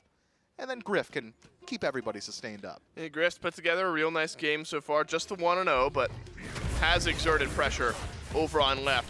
Been split for Elleon. Couple of the initiations have ended up helping out the squad, but 0-3 and 2 has lent itself to an up and down game so far from the Naja, but hit some good damage items. Hydra's Lament online now for Elleon after a bit of sustain in that second item slot. Leviathan's unhappy with the pace, though. They're going to pull the Oni Fury. Kaolin Wardens rotating through, want to be on time for this objective. RelentlessOne around back. Keep your eyes on the Chaac. Will he teleport back in? Said it's Sheento who's initiated on a stun onto Jarcorrr as Griff steps forward, and Griff is absolutely swinging away on the front line of this fight. RelentlessOne has a knockup but doesn't have the damage. Ronngyu takes the sash from Leon instead of his solo laner, and a knockup onto Geno from Sheento provides a bit more damage, and Spirit Ball deals the killing blow. Ronngyu and the Levi's find the first kill. Ronngyu is just not missing these Spirit Balls, these clutch situations. Geno, if he avoids that, makes his way out of there with his life. The Kaolin Wardens trying to keep pressure up. As long as they can generate threat on this Fury, the Leviathans won't be able to head back to base. Resets it, the Leviathans say, okay, word, we can go ahead, reset ourselves, regroup, 5 strong, still 20 seconds left on Geno's respawn, and then we'll go ahead and pull the Fury ourselves. No circle protection for a little while though, so confirmation not guaranteed to the Leviathans. Griff played that fight pretty well also. Jarcorrr just survives for so long. So on one side of the map, the Fury gets pulled, but it's now dropped by the Leviathans. Panitom jumps towards Moswal, and my god, the damage that this Osiris does is just not enough still. Somehow, Moswal turns it around and burns down Panitom, as Elleon is going to get chased out by the damage from Sheento. And now the Leviathans have lost their jungler. Suddenly, the odds tilting back towards the Wardens around this Fury. Yeah, Leon has already reset, Moswal's reset. That is both relics off the Merlin, so the Leviathans will have a simpler time diving. But we'll have to wait 30 seconds on Panitom's respawn. I'd love to see the Wardens make use of this time, move in towards his objective. Vision does belong to the Leviathans, so they'll be privy to any objective play here. So all Sheento and Ronngyu need to do is slow down this fight. Make sure the Kaolin Wardens can't just burn it out. Seems like they're just gonna let it go though. Kaolin Wardens, they find one, and the objective right afterward, resetting us right back to neutral. What a story this would be. I mean, game number 1, set number 1 of the weekend. I mean, we're watching game 1, thinking this one's over. We're kicking back. We're ready for the Levi's to find themselves a 2-0. And suddenly here in game 2, the SCC squad from NA, not even the top seed from North America, is taking it to the defending world champions. Now, admittedly, the Leviathans haven't had the second phase they've been hoping for, but you still take their odds in a best-of-3 set up against the Wardens. Now, this game far from over, still yet to reach team fight phase. And it feels like those have been the moments in this game where the Leviathans have been able to find a sneaky pick. Big team fight, Leviathans grab 1 kill. Could happen here around the Pyromancer. Ronngyu steps forward, has the bubble this time. It is popped. As Leon looks for a sash, won't end up finding it. Pyromancer slightly reset. An ult in from Jarcorrr. Now RelentlessOne, the last one, and he's left alone. Big knockup in silence, but nobody from the Wardens in range to follow up. The Leviathans now on the chase, might be able to catch out a bit more damage. RelentlessOne's got the sustain though, and it's Leon actually going in aggressive. He does, but Sheento backpedals away just fine, uses the beads. Wardens drop the Pyromancer. Geno's got to go back and reset. So he'll have to walk all the way back over to the right side of the map. Do the Leviathans take advantage of this 4v5 now? They sure like to. The Pyromancer being worked on, but you're going to have Geno coming into the second wave of this fight, and the Wardens steal away the Pyro. The Leviathans thought they had an advantage. In fact, they did. But it's the Wardens who sneak away the objective. Minor as far as golden XP go. Maybe major in the mental department. And it's going to help out on rotations out of base with both teams resetting so often. Could make it difficult to actually do fire. Gas pedal has been pressed by Leon over in mid. Circle protection baited out. And Ronngyu will receive the burst heal this time. Jarcorrr and Panitom in a 2v2 against Griff and RelentlessOne over in mid. Sheento does end up getting the kill onto Geno. Should be another one here for Panitom, but it's a trade out as RelentlessOne's on a killing spree. Here in game 2, the Chaac has just worked out for the Kaolin Wardens. Ends up being a 2-for-1. Wardens duo lane off the map. You know, I was wondering, the Leviathans had saved circle protection around the Pyromancer. That's essentially their weighted coin toss. I'm thinking they're holding on to it for Fire Giant instead. Ronngyu uses it in the mid to make sure Geno falls down. It would have been a 5 versus 4. Could have potentially net them a Fire Giant had Panitom not decided to trade his life for Griff, but pretty high value trade, I suppose. At the end of the day, though, that's a major DPS loss for the Leviathan, so even in a 4 versus 3, can't look towards the largest neutral objective on the map. The Kaolin Wardens, even in these skirmishes where it looks like it's going the way of the Leviathans, able to fight their way back in by separating the map. okay, Geno's getting caught out of mid. What can we do on the other side? Let's get Griff involved. Let's put some damage in. Let's bait Panitom out, or vice versa. So we haven't seen a true 5-on-5 engagement just yet. I'd argue that's pacing dictated by the Kaolin Wardens. When you look at these compositions 1-to-1, I think the Leviathans might outscale in an actual true team fight. So the Kaolin Wardens are essentially breaking their own back on the map, just trying to force these situations where they're not put into a 5-on-5. And it's worked out pretty well for the last 25 minutes. I'm really excited to see some of these individual battles as well, Miff, come team fight time. Start to culminate. Sheento, man, it's just gotten bullied this game. Another example of it here. Looks like he'll survive. Spirit Ball won't connect. RelentlessOne desperately trying to disengage for the Kaolin Wardens. The Leviathans have shown up in force. Griff not immediately available in the fight, but a few ultimates used there. Back and reset for the Kaolin Wardens. RelentlessOne does have teleport, will get used. Leviathans started, considered, and then ended up dropping off the Fire Giant. And one of the big individual battles that I look towards, Miff, over in the mid lane, Sheento at 3-1-3, 2-1-2 for Moswal. Late game, you got big burst mage and Sheento, sustained melt damage from Moswal, builds in similar places. I think Moswal and Sheento in a real good spot for both their teams, respectively. Yeah, Moswal would make short work of an objective. No secure from the Merlin, but certainly plenty of burn. Gonna need Elleon for it. Gonna need Leon's initiation as well. Windfire wheels used defensively. The Leviathans have removed a major threat from the Kaolin Wardens, and now you can see it, the confidence on the Chaos side starting to surge forward on the map, start getting control of that vision. Peel back, maybe you see him pull out that Fire Giant. I wondered if the Leviathans would, because remember, they forced RelentlessOne and Geno back a second ago. Both RelentlessOne and Geno had to use their ultimates, but that was still no pull from the Leviathans, so just Elleon using his ult this time, 30 seconds on the cooldown or so. But that's not enough of an advantage for the Leviathans to feel comfortable yet at this point in the game. And when you're 27 minutes in, you're only 1,500 or so gold ahead. Those are minor numbers. I mean, experience, yes, but everyone really close to level 20. It's only Panitom who's at level 19, so ignore the experience charts for the rest of this game. All down to gold and all down to team play. So you look for the initiation we've talked about, Miff, been there for Elleon. There's just been a lot of this, hasn't it, from the Leviathans? Spirit Ball connects, maybe a tether out from Panitom, ultimate from Jarcorrr, a lot of individual instances of CC looking for those picks. And there's good shred as well. Panitom with a kin-size Toxic Blade build means that if he's connecting with RelentlessOne, not only is he dealing with that massive HP pool with kin-size passive, but he's also kind of taking out some of that healing potential as well. So if Panitom can just connect onto some of these targets, maybe then we'll see the Leviathans actually finish off some of the shred job on the tanks of the Kaolin Wardens. So far, though, neither team able to hit pay dirt. Both sides so slippery. Healing from Griff has really helped out a lot. Healing from RelentlessOne single target or individually has helped him a good deal. So the Leviathans, no shortness of damage. They're doing a whole lot of damage. It's reflected on the charts. It just hasn't quite been able to actually finish off their targets. Remember, Griff had a lead earlier on in this game, so the Leviathans in back-to-back games, good job playing around the lead of the other team. Good double Spirit Ball from Ronngyu, keeps the Kaolin Wardens at bay, but RelentlessOne, he's got a free backline ticket, he's taking it. As Zapman is forced into the ultimate, down he will drop.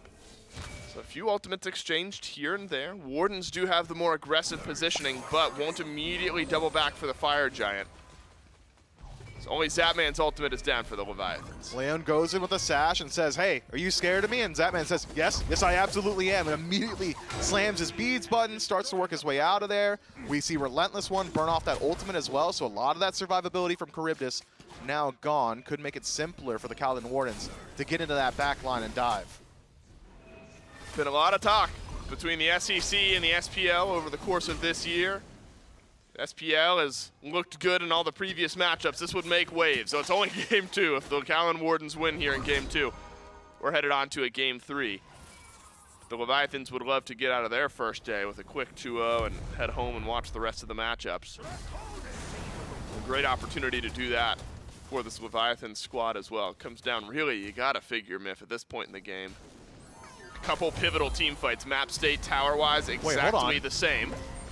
Do they know? The Wardens are burning this quickly. Remember, this is where Moswal can make his money with this build. The Wardens have pulled the Fire Giant, and the Wardens secure the Fire Giant, but Geno is trapped in with the Levi's. Panitom makes his way forward. Geno gets ulted by Jarcorrr. Sheento on a killing spree. The Leviathans, a bit of momentum now. You've lost the FG. You'd love to take away as many of those buffs as possible.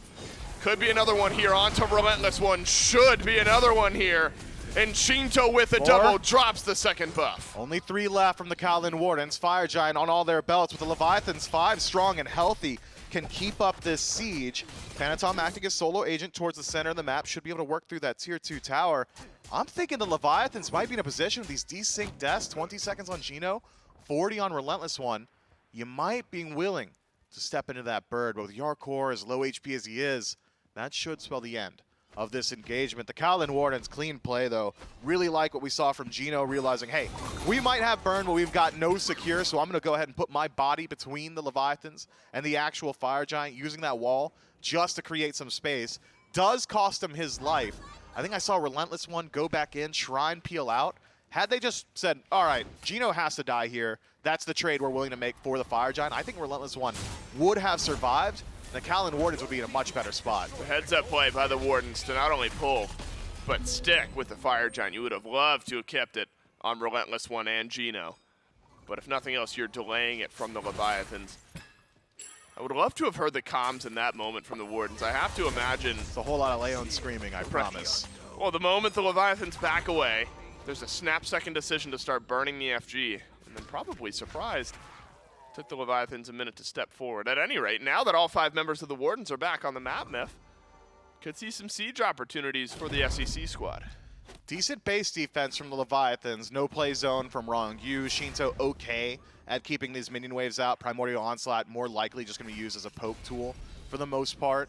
I think the Leviathans can at least put up a defense around their tier 2s. Maybe not a hard defense, just slow down the Kaolin Wardens. You really want to get onto that Gryph in the backline, that Cupid. If you could just remove the Hunter from the map, that's just about all the Kaolin Wardens' siege potential. They don't really have the best ability to go through these towers otherwise. So maybe the Leviathans try and spearhead it. Zapman finishes his build here with a Deathbringer. So some of that crit will be sticking here towards the end of this game. Bit of a diversification of damage types for Zap. Bit of a slow play. Minute and 20 seconds left on the Fire Giant buff. Remember, just 3 members of the Kaolin Wardens have it. Look out for Blink Sash from Leon, but the target's a bit less now. You got Bubble for Ronngyu. You got Bubble for Panitom. Who are you looking for? The Leviathans are looking for Geno. We'll get a lot of health. Some of that sustained back up and a burst from the Soul Gem. That has effectively limited what else the Kaolin Wardens can do with 55 seconds left on their buff. Yeah, I think Zapman playing a bit too cautiously there. There was no follow-up on that Cabrakan wall. A couple more auto attacks likely would have finished off Geno. Not a massive loss to the Leviathans, though. Geno already not having that Fire Giant means you're not getting too much value. And even in just protecting that tier 2 tower, it doesn't take any damage, by the way. They've crushed the Fire Giant power play from the Kaolin Wardens. Only 30 seconds left. Maybe you use that to regroup and try and shut down this Pyromancer on spawn. Otherwise, the Leviathans maintain their base, and they maintain their lead against the odds. They do, but Myth, now you're going into another Fire Giant, this one enhanced in 1 minute and 15 seconds. This is not the type of Fire Giant where the Leviathans can watch it go and then hope to team fight after the fact, unless you're guaranteed to take a few of the buffs off again from the Kaolin Wardens. Enhanced Fire Giant so strong at closing out games. Leviathans have to be somewhere close by, especially with Circle of Protection. I think the Leviathans need to step forward this time, need to give themselves an opportunity to at least steal, if not secure. Decent wards from the Leviathans, at least in pocket. You've already got vision control of the Fire Giant pit itself and 3 more sentries to boot. Kaolin Wardens fighting an uphill battle as far as information is concerned. Only 2 sentries in pocket, so the Leviathans should be privy to just about anything the Kaolin Wardens go for. Don't want to see Circle Protection here. Got to save that one for the big one. Also don't know if you want to see seeing a big team fight here just for the Pyromancer. Some initiation sent one way or another. Geno does not have ultimate any longer. Moswal uses his transformation, but gets that back quickly. Leon getting worked on by Panitom. Stun connects, and Panitom takes a little fadeaway damage from Moswal. That was effectively a free trade for this Osiris, and now the Leviathans can easily pull and secure the Pyromancer. In this war of attrition, the Leviathans have struck first. Smaller objective. Do they immediately start up the enhanced Fire Giant, though, ends up being the question. Relic advantage to the Kaolin Wardens, a couple used by the Leviathans. Zap is on the Fire Giant. Panitom is as well. It's an initiation from Elleon. Uses the beads midair, drops down with CC immunity, circle protection. That'll give the Leviathans the enhanced Fire Giant. The Wardens were just zoned out by the front line of the Levi's. But here's your Fields of Love. Grip. Good stun. Scurries away, but so does Panitom on the other side of the fight. Jarcorr's been stunned down. You can see Leon desperately trying to find a moment to engage, but it's not there. And all 5 members of both teams alive, but it's the Leviathans with enhanced FG. On all 5 at that. Still beads maintained for Panitom, so he can feel safe in his own dive. Zapman, pretty survivable at this point as well. The Kaolin Wardens base defense is strong, though. I'll talk about it to the moon and back. As long as Merlin is on the map and he's on defense, it's not going to be easy for anyone to take out that base. Just the ability to lock down nearly the entirety of the lane with damage, constant poke potential, good CC, arcane stance, really the name of the game in these situations. So I'm thinking the Leviathans are going to look for offense on God before the actual structure. Leon dashes forward. Doesn't end up finding his target. Double stun from Jarc, the King Arthur. Wants to flex its muscles at this point in the game, but remember Moswal with all of that burn. Good wall. Can slow down the initiation from Jarc.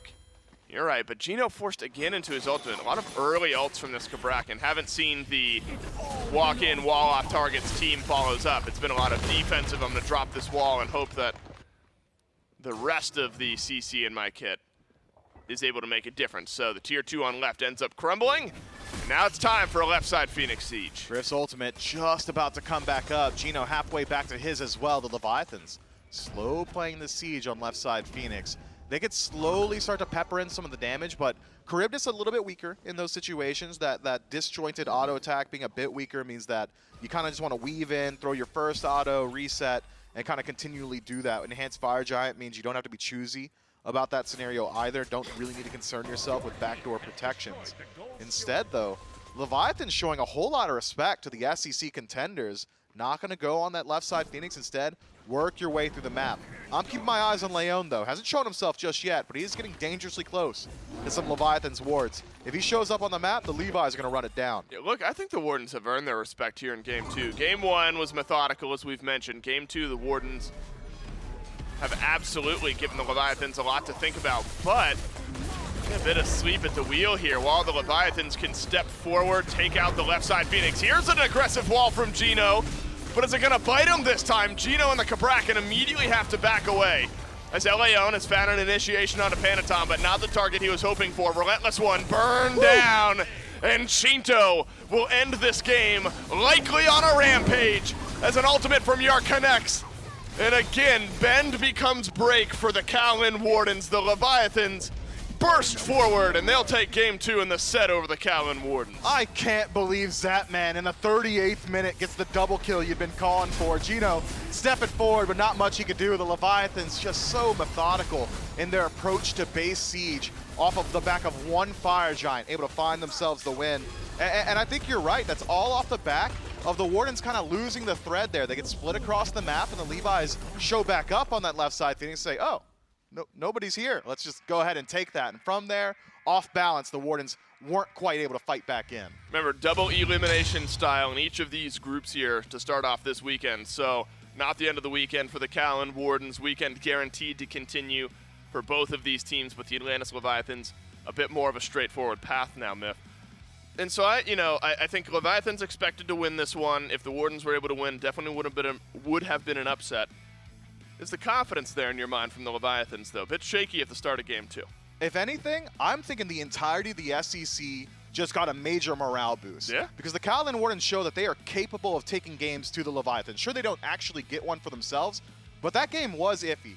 And having been on the SEC side of the table in the past, you come into some of these events, you think to yourself, man, we're playing against some of the best players in the world. They get to practice against the best all the time. Things are looking a little bit iffy for us.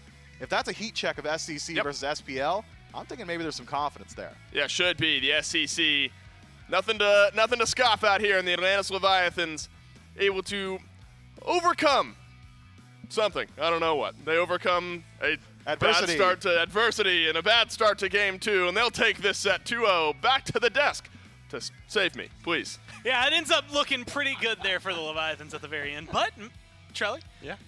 Couple of bumps in the road. A lot of bumps in the road, actually, this time around. And some, I would argue, maybe patented Elleon shot calling, right? Where it's just like, that feels like something that, you're only going to get if you have someone who has experience. And we read the experience. That one Fire Giant call, like right around the 30-minute when it goes down, feels like one of those moments. And again, it was a very fun game to watch from the Wardens. Unfortunate that essentially they got that Fire Giant. Nothing really happened with it. And then the next FGs heavily towards Levi's and then gold and blah, blah, blah, blah, blah. We saw the end of the game, but up to that point, it was very, very contested. Yeah, it really seemed like the Wardens, their one opportunity there was to get that Fire Giant and then push, something with it, right? Just even a Fury, a tower, anything like that. They really weren't able to get too much. And once you blow an opportunity like that, the team fight after the fact, unfortunately, just was not there. I mean, Sheento is having a great performance on the Tiamat, as you would expect. Of course, I don't know why Panitom keeps getting this Osiris, but that is always going to be a good time for him as well. I think the team as a whole just looked very solid. The Wardens, of course, fought back, and I want to highlight again what Miff said. If this is the heat check for what the SEC boys are going to bring, it's looking pretty good. Yeah, I think that this is something that kind of shows me more, I think, enticing and exciting matchups for the rest of the day, tomorrow as well. It's all SPL versus SCC for the next couple of days. And if this is the kind of matchup we're going to get, where it's a little bit of a squeaky win for the Leviathans, I mean, they had to go the distance to get there. What was that, 38 minutes by the end of it. So finally able to get there. But if you have that, I think the Valks are playing up next, things like that. Against some of these teams, I'm really excited to see what the SEC has to offer. Yeah, no doubt, given the fire that these guys are bringing Also, out. 9.5 KDA for Sheento, by the way. No, I mean that's just Sheento things, of course. This is what, I was saying that this Tiamat is one of those picks that has always been solid, but not really at the top of the meta. But Sheento, he just doesn't miss. I mean, when you see the full onslaught hit, you're like, wait, that ability does way too much damage. It's like, yeah, but no one really hits all of it. Well, Sheento does.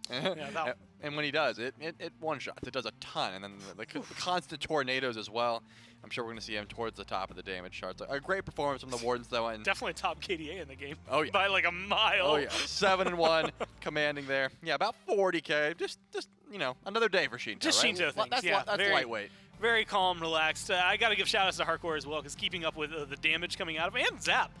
You get 40K here from Sheento, 35K from Jarcorrr, and then 30K from Zap, which is able to match almost all three above the highest for the Wardens, but the highest there. Moswal does manage to rack up a nice 33K and have some good fight back. But it keeps things, again, feeling fresh right now, Trelly, is the way I would describe it. Fun to watch what the Wardens had to offer, but the Leviathans kind of showcasing where they stand, at least now, able to turn around some of the late games, keep things in their control, and find themselves a set win. Now, they're going to be moving on to, 3 days from now. They're not going to be seen for a little while as they await their opponent, of course, who's going to be in their group. I believe we find that tomorrow, things like that. And then they're only one set away from potentially making it just straight up to the bracket next week. And so I think that's going to be nice for them. A nice win this morning for the Atlantis Leviathans. I see Zapman and Jarcorrr over there standing by for a post-game interview.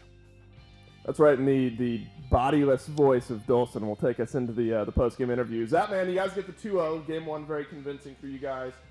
Game 2 a bit more competitive. Would you say the SEC squad surprised you guys a bit today? Yeah, I thought they were very impressive. They also don't have their starting jungler. They had Elleon, who's also an amazing player. I just want to shout out all those guys. I thought they were really good. They were well prepped. They had great drafts, and I thought Griff was an amazing ADC too, so just nothing but praise for them. All right, Jarcorrr, it's a disembodied voice of Mifflin now. What were you thinking going into that match? I know that you guys in the SPL have a bit more experience playing against the top players in the world. What do you think the next level is for these SEC guys? What would you want to see them improve on? I think everyone has potential, to be honest. I mean, we all see those guys playing ranked all the time. So I think they could be in the SPL soon if they wanted to. It's all about the commitment. And I mean, I came to the match, just playing 1 day at a time, and that's it. Win or lose, just 1 day at a time. We'll stick with the summer theme here. Final question. Zapman, Yark, you got some coconuts in front of you. If you're on the beach, what do you want to fill up your coconut drink? What are you drinking on the beach if you have a choice? Pina colada for sure. Pina colada. How about you, Yark? Yeah. Or have you heard the Coco Loco too? No, what is that? I Sounds mean, good, though. it's I a want drink. that. It's Why a don't you drink. mix us up some after this victory? Congrats, guys. What a start to your weekend. Back to the desk to break this one down. Thank you. Always fun to I guess, have the hypothetical. I do want to. You seemed like you recognized. Oh, the I drink know about the Coco Loco. I also want to throw it out there because I was looking at the screen. And you heard me. I was laughing, and that is not green screened. Like that is legitimately the set over there. But like just I guess it was like the way their jerseys matched with the table in the background. Like it looked like they were just kind of standing awkwardly in front of it. But no, that's a legitimate table. Either way, again, a good win here for the Leviathans and for their group. That means that they get to jump forward and feel pretty confident about it. Again, one win away from going straight next week. They don't have to worry about it. Tomorrow, we're going to be watching again some of the other SPL teams, but we won't see the Wardens again until Friday. So they'll have to fight for their life in the tournament. Now, though, we can look at the schedule for just today. Of course, we saw Levi's take on the Wardens. Next, it's going to be the Valkyries and the Hounds, your first seed there for the SCC. Against the last seed, technically, for the SPL. Those Valkyries, though, they've been causing a lot of trouble for some of these top teams. So I'm excited to see how both of them are going to perform a little bit later. The Bolts take on the Storm. The Dragons will be taking on the Sages. And looking at this, Trelly, there's a lot of, I think, fun matchups, especially if we get even half the performance, I think, from the Wardens there. I think we're going to see some really fun games throughout the day. Yeah, no doubt. I think the Valks, as you mentioned, have been heating up, but the Hounds, they just don't lose. Like, they literally don't lose to anyone that's not in their like little SCC squad. Like they just do not. So hopefully they've been taking that experience and bringing it to the next level for this tournament. And there's a lot of confidence on that roster, that sort of thing. Well, here's the Group A bracket again. So what you just watched was Levi's versus Warriors. They move on. Levi's in the winners, Warriors in the losers. Titans Scorpions is what's going to start tomorrow off. So if you're wondering who's going to be joining the Leviathans in match 13 for their chance to advance, well, that's going to be tomorrow morning. And then I believe, I'm going to say, because Group A typically is first, that would mean that on Friday morning, you'll find out who's the first to get eliminated from the tournament. Of course, as we go through today, Group A, B, C, D, then tomorrow, A, B, C, D, and then Friday, A, B, C, D, and then you guess what? It kind of does that again on Saturday. And I believe the same thing on Sunday, as it turns out. Having 4 groups, really convenient when you do 4 sets a day. That's a lot of Smite, though. And Trelly, I'm really looking forward to all of it. Yeah, I mean, this is what we've been waiting for, right? Obviously, First Masters was such a great hit, and now we get to do this once again. And this one's going to be even more exciting because there's even more prize money on the line, so everyone's going to be, just coming out swinging. And especially, again, kind of group stage, double elim, make it to one final bracket. That's going to be where you can try to push forward. Very interesting, fun 2-week event. But that does it for set number 1 here. We're going to move on to the Valkyries and the Hounds. We're going to kick it to a quick break, and when we get back, we'll be back with more Smite Masters.